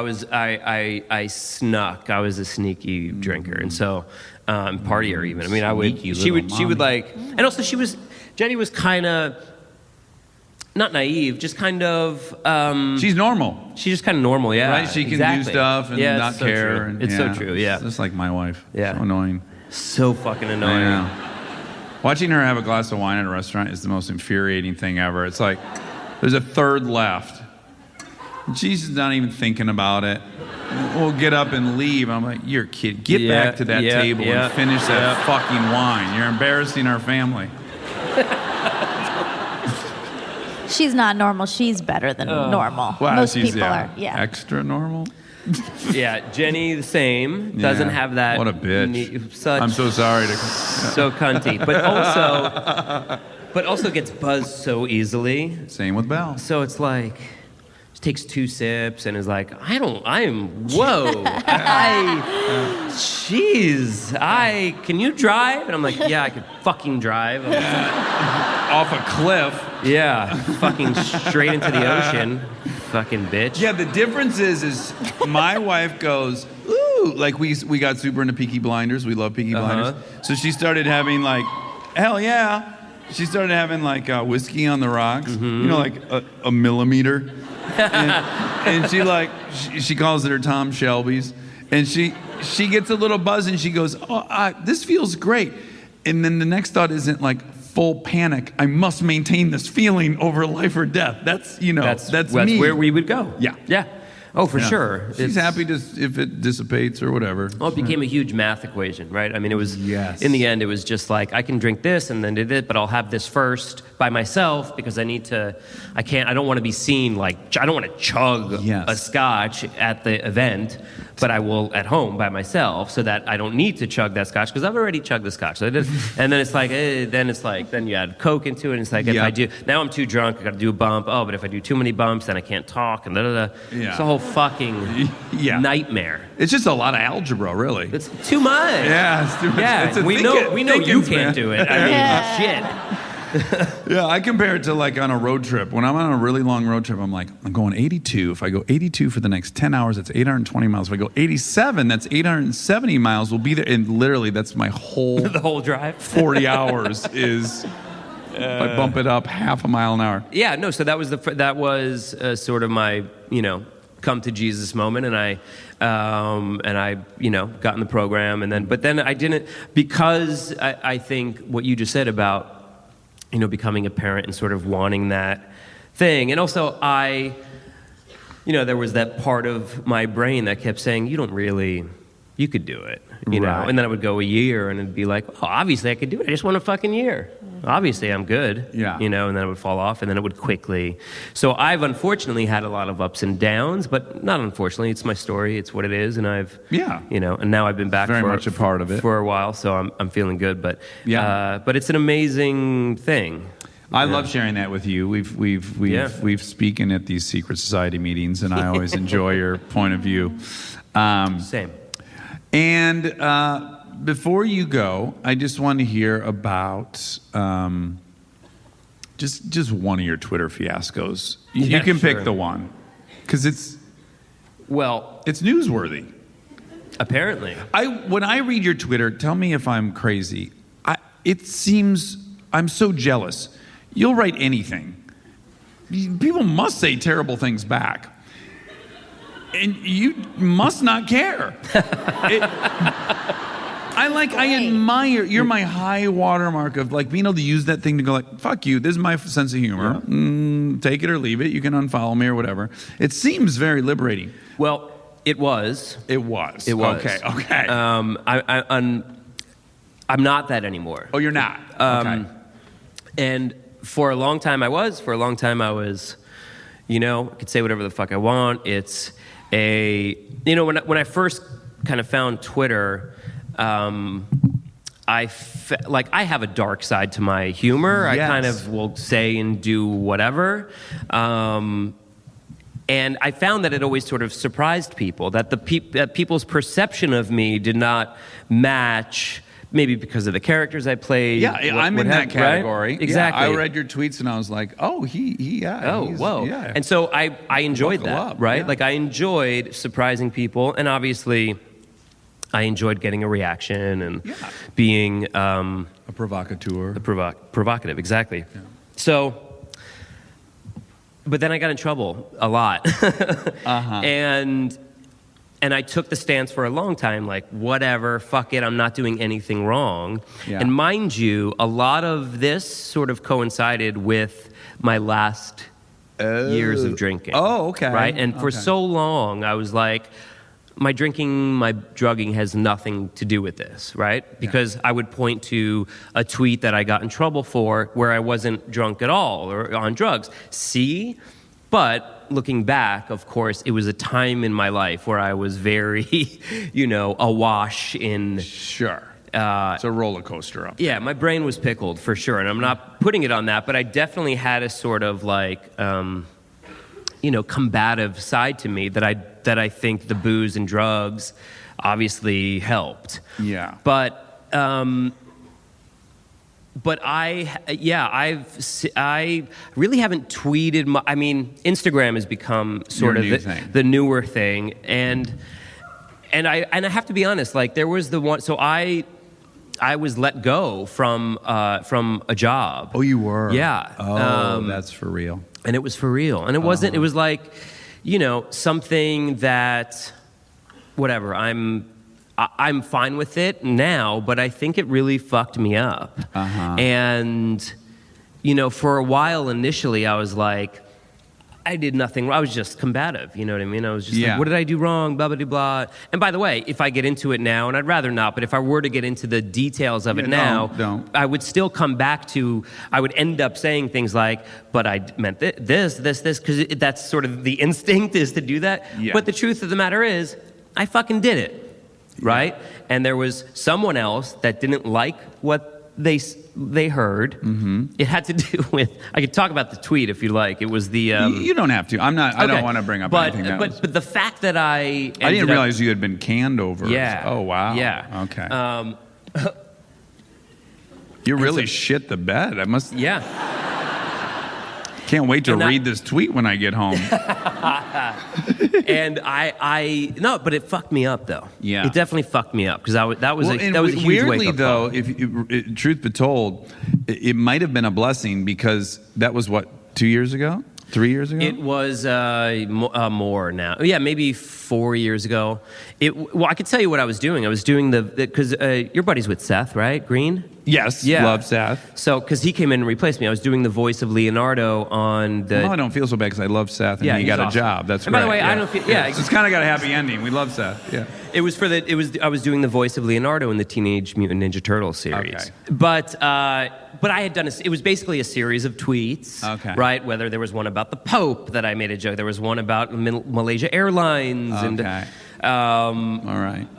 You hear people going, what the fuck? Yeah. Fucking made a joke about Malaysia Airlines? What a fucking douchebag. Oh my God. Anyway, it was a fucking funny tweet. Fuck you guys.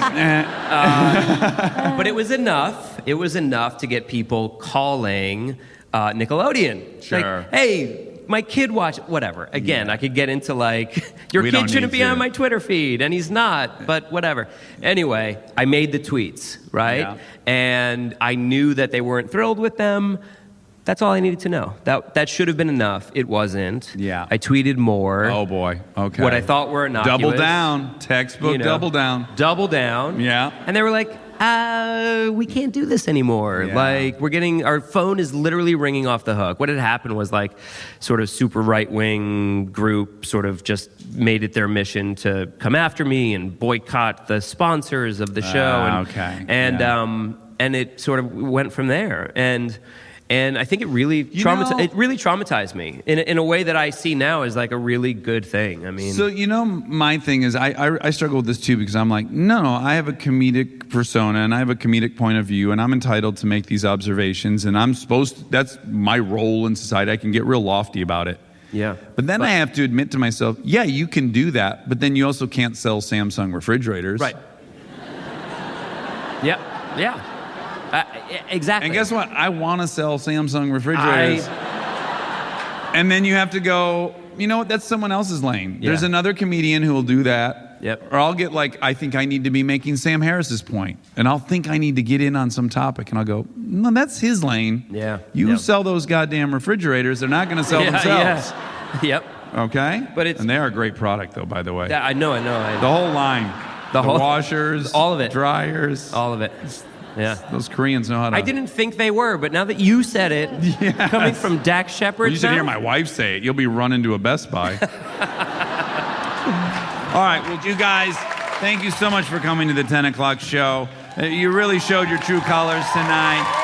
Please, Jason Biggs. Thank you, Jason, for coming Thank you. into Thank the you. Lions That was Den. awesome. Monica Padman, my partner in crime, the greatest lady other than my wife and two girls. Thank you guys so much, Brooklyn.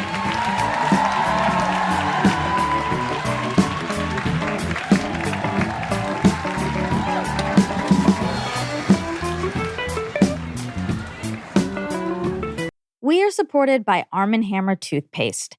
I feel like so many parts of our lives have gotten a little overcomplicated, including toothpaste. There's always some new ingredient, new promise, new thing you're supposed to suddenly care about. Arm & Hammer baking soda toothpaste keeps it simple. Powered by baking soda, a time-tested ingredient you already know and trust for a clean you can actually feel. It removes up to 3 times more plaque in hard-to-reach areas compared to a leading toothpaste, and it gently whitens. And if you hear baking soda and think, wait, is that gentle enough? Arm & Hammer is actually a less abrasive toothpaste, and it is designed to protect enamel. Myth busted. It's also the #1 dentist-recommended baking soda toothpaste. I am a broken record on Arm & Hammer toothpaste. I love it. I've been using it for years and years. My dad first introduced it to me, and I've never gone back. I've also gotten a lot of people on it, and once you go to Arm & Hammer, you won't regret it. My personal favorite is the Arm & Hammer PeroxyCare toothpaste. It improves gum health while gently removing plaque and surface stains, but also just my mouth feels so clean after. They have so many. They have advanced white toothpaste, which is great. I also use that. Complete Care toothpaste. Everything is perfect. Try Arm & Hammer toothpaste to taste the difference. Feel the difference. Shop at your favorite retailer between August 2nd and August 15th to save $1.50. Arm & Hammer baking soda toothpaste. Save $1.50 August 2nd through 15th.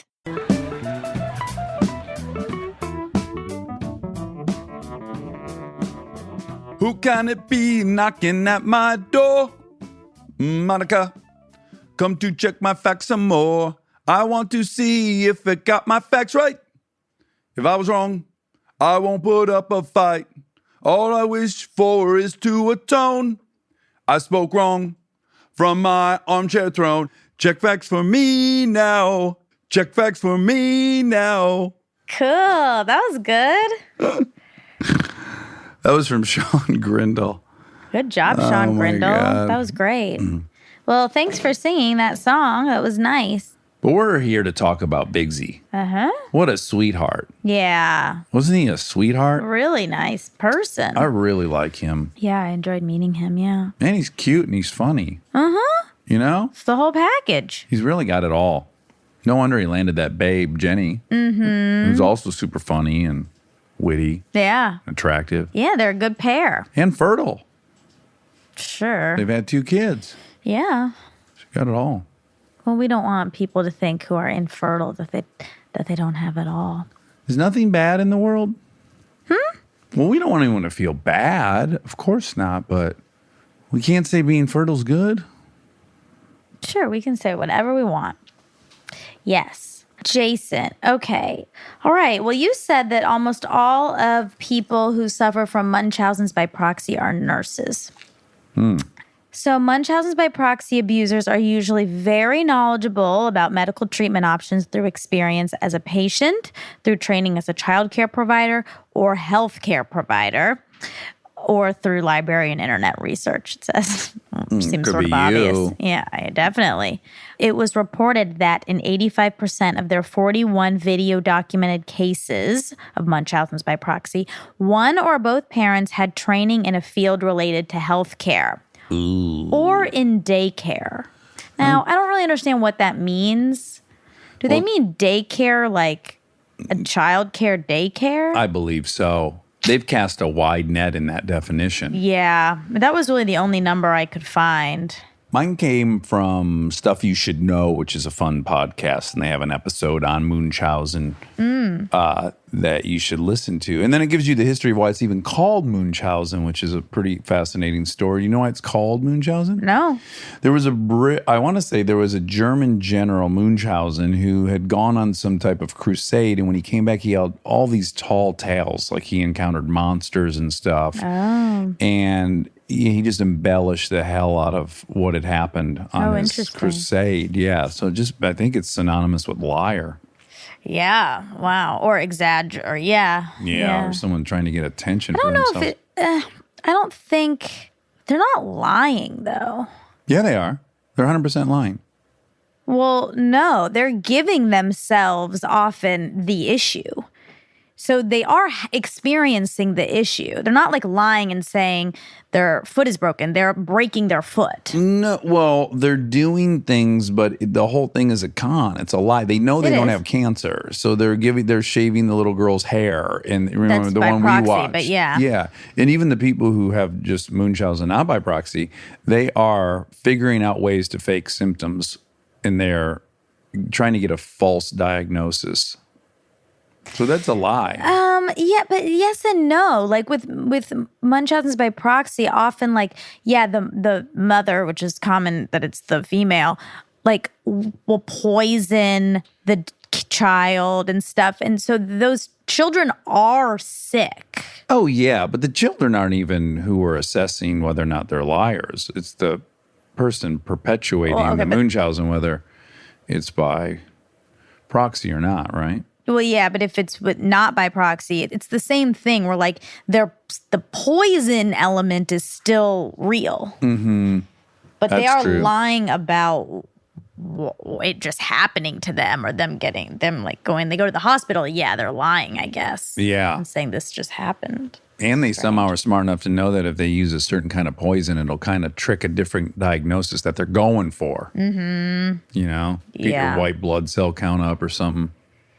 Yeah, I was really scared of it because in the movie The Sixth Sense, Yeah. Misha Barton, Mm-hmm. it has it. She has Munchausen's by proxy. She's a ghost. Oh, okay. Sorry if this is a spoiler. Well, that's not the big spoiler of the movie. So as long as you keep the big. That's true. So, yeah, she like comes out from under the bed and she's all pukey Oh. because she had Munchausen's by proxy. Her mom killed her. Yeah. Mm-hmm. What a weird psychological situation Yes. there. Yeah. I was very scared of that afterwards. We're still allowed to say that's bad, right? I think so. Yeah. Yeah. Oh, it's how annoying I always say that, as if everyone's under attack. It must get old, me saying that. Can we still say that? Right. Yeah. Like I feel like they're taking away everything from me. Yeah. Yeah. Anyway, so that's a scary disease. I hope none of our armchairies have it. It's weird that we can even call it a disease. It's a psychological disorder, for sure. I guess if we're allowing people to say alcoholism's a disease, then I guess we gotta include Munchausen. Yeah. I don't think they want to be the type of person that wants to do that. Right. No, probably not. No one aspires, I doubt, to be that. Yeah. Yeah. But if I weren't an alcoholic, I could imagine going like, that's not a fucking disease. I Get know. real. But they're wrong. You'd be wrong. They're wrong. Yeah. But I can see it. I'd be sympathetic to someone who's calling BS on it being a disease. She'd go like, no, you catch a disease. You can't catch alcoholism. Although you do kind of catch it from your parents. But you don't catch cancer. Well, you catch your genes from them. Huh? Oh, yeah, you don't catch cancer. That's right. You don't catch a lot of diseases. That's true. They just happen That's to your true. body. Good point. And I hope I don't catch cancer. I hope you don't catch cancer Yeah, either. but I don't want to catch Munchausen either. I don't want you to, because I feel like you're gonna do it to me. Do you think you could get Munchausen's out from a salad bar? You know, a lot of those things are transferred at a salad bar. Ew, and I know. love salad bars. They're my favorite. I like them too. But Oh, they're the greatest. I never really thought, it's weird because I think I'm kind of germophobic. But I don't ever think about that when I'm at like a salad bar. Oh, well, that's the great joke. Is if you love something, you don't care. You don't give a shit. I guess when that's people have sex true. without condoms and stuff. They're worried about STDs, but in that moment, they don't give a shit. Yeah, you're right. That's Yeah. true. What kind of salad do you make at a salad bar? Heavy on the iceberg. Mm-hmm. Always some grated cheese. Me too. Mushrooms, chickpeas. Oh, okay. I always mix dressings. I always put at least 3 dressings on there. Oh. If they've got a turkey option, I'll throw that on there. Oh, wow. I'd say the bulk of my salad bar experience was from Big Boys. In Michigan, it was Elias Brothers. Big Boys out here, it's Bob's. Uh-huh. What was it in Georgia? I don't know. I don't think we have it. Well, Do I think we? they all turned into Shoney's by the time you were. Shoney's, yes. Yeah, most of the Big Boys in the South converted to Shoney's. But anyways, they have that beautiful Bob's Big Boys blue cheese, which is the star of the show. So I like to try to. I won't overload a salad at Big Boys because I don't want anything to steal the blue cheese's thunder. Oh, I see. And I know you don't like blue cheese, crumbled blue cheese, but a lot of people who don't like blue cheese dressing do like Bob's Big Boy. Oh, wait. No, I've had it. You have it at your house. Yes, of course I do. And I do like it. Yeah, it's really good. There's no blue cheese taste at all. It transcends blue cheese. It Even though tastes there like are ranch. chunks of blue cheese in there. Oh. Yeah. Wow. It is great, a great dressing. I make, I don't know what lettuce. I don't think I have. Normally at those things, you don't have lettuce options unless you're at like Whole Foods or something. Right. Which we're not talking about that kind of salad bar. Although Sizzler does have spinach on the bar. Oh, spinach is the one thing that I'm sort of a little bit weary of in an environment like that. Because I my agree. mom told me to be scared of that, and I am. Yeah, I have no data to back this up, but I feel like when I hear about some kind of listeria outbreak, it's generally on a darker level. I can't remember a time where they said don't eat iceberg. Can't remember it. Wait, didn't it just happen? Well, No, it that happened was with romaine. Oh. Another dark, dense Well, green. romaine is not that dark. It's much darker than iceberg. Yeah, well, iceberg's white. Ooh, while we're on the topic of salads, my very favorite salad, as you probably already know, is a blue cheese wedge. I know. I think everyone knows. They do? I think we've talked about Oh, that. I love a wedge. Yeah. Okay. So, I just wanted to clarify because you say that, or he is talking about his dad's work and how he got to take his son there. Well, it was in shipping, right? Yeah, he was like where they run the cranes and the. Shipping, yes.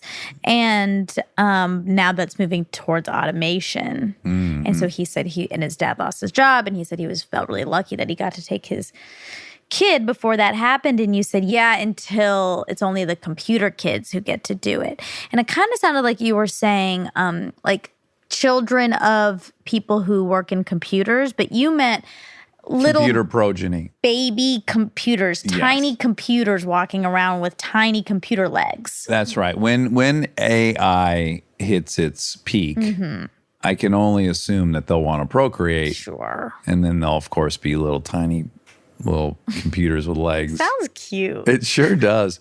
Milling about the docks. Yeah. But these little computers will be so smart that they won't like hurt themselves like babies do. That's true. So it's nice. The kids can do whatever they want. They're not going to like jump off or fall into the water. I could see them losing their balance because I'm picturing very cube-like little beings with little tiny legs. But they're smart enough. There's some sense that will go off before they get too close to the edge because they're made of computer. I mean, you make a great point, but these drones do crash. Even with the greatest humans programming. are programming that. Well, I guess you're right. You always got to restart everything. I don't care how good it gets. You know, even the best now phone and computer in the world, you got to reboot those things all the time. So maybe you lose one computer baby every 10 years, but for the most part, those babies are doing good. Yeah, they're gonna be with us. Yeah. It's a cute thought.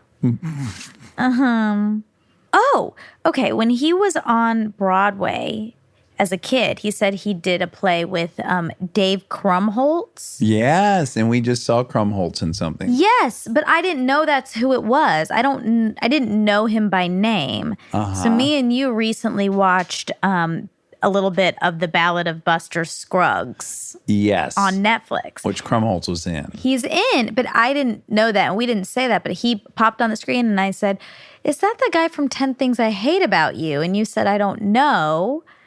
And then today when I was doing my fact check, and I was like, "Who's this Dave Krumholtz?" I pulled him up, and it was that guy. Yeah. And then I looked it up, and it was the guy from 10 Things I Hate About You. He was in that. Yeah. Well, that's great. I was introduced to him through Slums of Beverly Hills, which was a fun movie Oh. with Natasha Lyonne. Oh, cool. Yeah. I also thought it was interesting because I guess, they started together in this play, and then they were working at the same time because Jason did American Pie and Krumholtz. did 10 Things I Hate About You, and that's all right around the same time. They kept at it. And they were both in these popular teen movies. Yeah. That's cool. Krumholtz has a very distinct voice. Yes. I hope if you don't know who he is, you should Google him right now because you'll immediately know who he is if you see him. Google him. Yeah, do it. Okay. Oh, we talk about the pronunciation of economics versus economics. And I gave a reasoning that I made up. Okay. And I just want to tell people that I made that up, so that's not real. Okay. That one went during the interview. During the interview, I made up an explanation, That doesn't hold water. and I made it up completely, and Okay. everyone believed me. Oh, right. I remember that moment. yeah. And I got a little bit nervous about your powers. Yeah. And there needs to be Reined in. some kind of mechanism that checks your superpowers. Yeah, I crossed the line a little bit. Yeah, that's okay. Welcome back. Thanks. And then I looked it up, and on the YouTube pronunciation, It's economics. no, it's economics. Economics? Yeah. Still don't like it. You wish it was economics. Yeah. Because you don't like that hard E. That long E. Yeah. I like a short E. You do? Yeah, economics. I bet it's because you think economics sounds, Hoity-toity. yep. Yeah. Yep. Blue blood, East Coast, Connecticut, trust fund, old money. Does anyone know what the economics of this situation are? Yeah. Economics. But that's what it is. All right. So Well, they're often right, those rich people.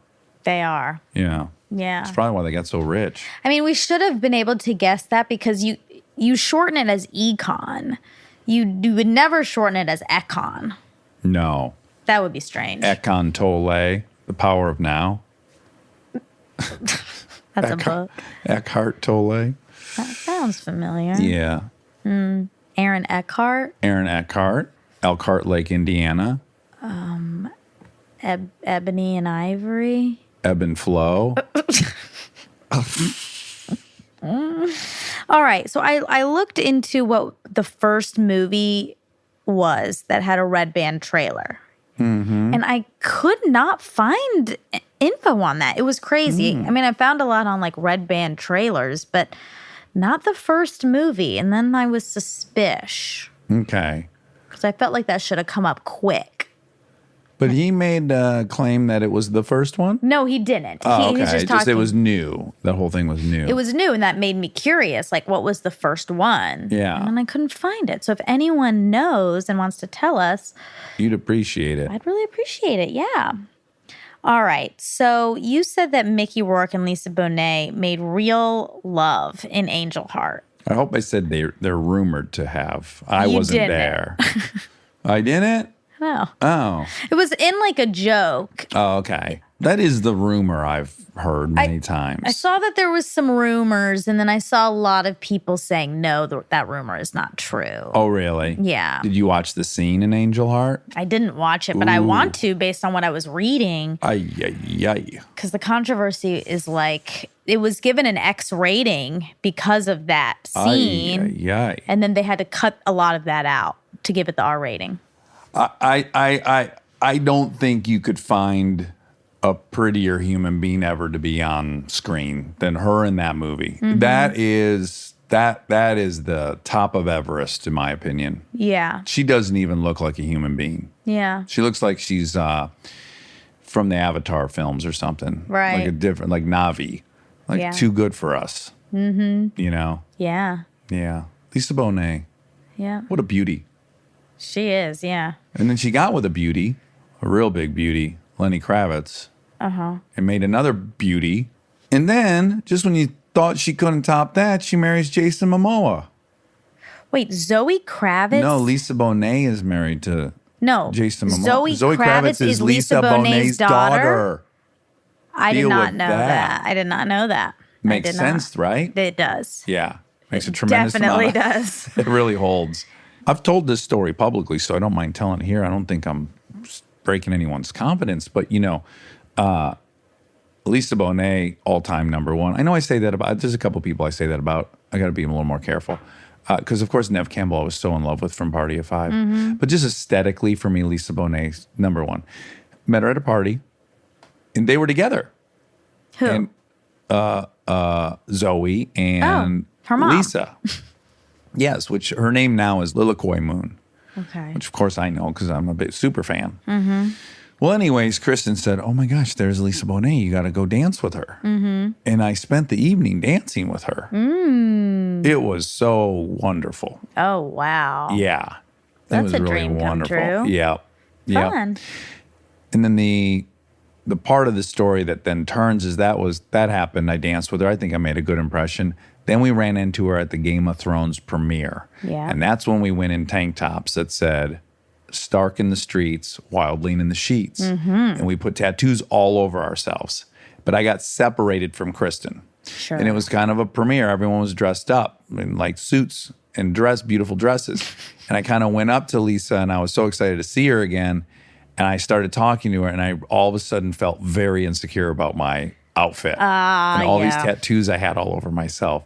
So then I quickly said, Kristen did it too. And then I had to find Kristen to back up the fact that we both look stupid. That's funny. Yeah. I'm sure she thought it was cute. I hope so. It looked pretty awkward by myself. If I was the only one there like that, it's one thing to go as a team with Kristen, but it's another thing to just show up by yourself in a tank top at a red carpet event with tattoos all over. That's true. Yeah. How old is Lisa Bonet?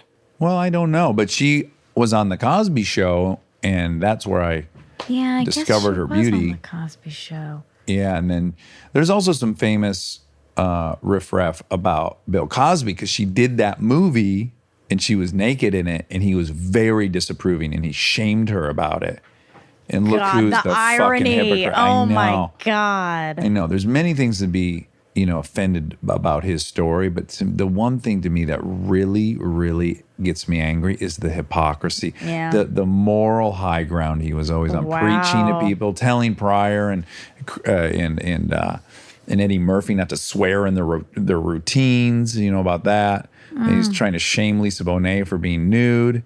Wow. And here this piece of shit is Jesus. drugging people. Yeah. Next time someone's standing in their ivory tower telling you Yeah. about all your a moral red indiscretion, flag. it's a big red flag for me. Yeah. When someone Do you think feels they'll like, change the name to That's a Cosby Flag? sure, we can start that if you want. Okay, we'll try. Yeah. When someone appears to have all the answers, they normally don't have any. Yeah. Yeah. Interesting. Well, that is all. That's it? There was not very many facts. Yeah, I love them. I also love you. I love you. What color would you say you're wearing? Because I would say red, and then you would disagree. I'll say red. I'll You meet you will. at red. Okay, little orange in there. It's an orange red. Yeah. It's really making that brown skin pop. Yeah. Nice My pop. shit skin. Oh, no, don't say that. But we should recommend those 2 documentaries we watched. Yeah. We watched 2 documentaries, one called White Right. I think so. Yep, about a British female of Pakistani descent and her experience with racism. And she goes and sits down with a bunch of white nationals. That's fascinating. And then, hit me with the name of the second one. Accidental Courtesy. Accidental Courtesy. Also amazing about Daryl Davis, jazz musician who similarly befriended a lot of Klan members and convinced many to leave. Yeah. We watched them in very close proximity to each other, and it was a lot of feel bad and feel goodness. I agree. Feel badness and feel goodness. Yeah, I was able to see my own hypocrisy a little bit. In what way? Well, if you recall, I was able to sympathize with some of these white nationalists because I could just see that they were really lonely, rejected human beings that were willing to accept any ideology to have some friends. Like I was able to see it through those stories. Yeah. And I realized that I would not be as keen to observe that in an ISIS member. Right. And I realized it was just a failing of my own empathy because they don't look like me. Yeah. And Yeah. I need to remember that. Yeah. That's great. Yeah. Yeah. And you were having a little bit harder of a time than I was being sympathetic to them. Well, no, I wasn't. I was sympathetic, but I guess sometimes I get worried that the sympathy for them will shadow the sympathy for the victim. That's Yeah. what I get worried about in those conversations. But I was very, very. Well, I don't think, I would imagine your fear is that through sympathy, there somehow would be tolerance for their behavior. So I have zero tolerance for their behavior. Yeah. But I have a ton of sympathy for what would lead you to that bizarre place. Yeah, yeah. I Like do none too. of the people in this documentaries were like crushing it their whole life and No. decided to, start marching around with tiki torches. Yeah, and there was all these moments where, like, when they were face to face with her in the white nationalist one, they like felt so uncomfortable. Like she'd ask them straight up, like she'd read tweets and that would say They something. called her shit skin, Yeah. which is what started this conversation. Yeah, exactly. And they asked her like, stop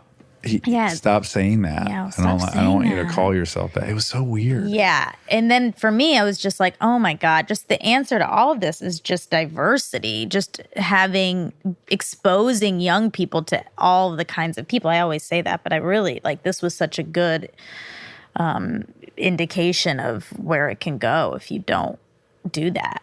Well, some of the people in this documentary are talking to her, and she is the first Muslim they've ever spoken to. And in Daryl Davis's case, a lot of the people that he's the first black person they've ever talked to. But regardless, Yeah. Yeah. I did recognize my own failings, my own empathy failings. Interesting. It's harder for me to find that sympathy and forgiveness when the people don't look like me. Yeah.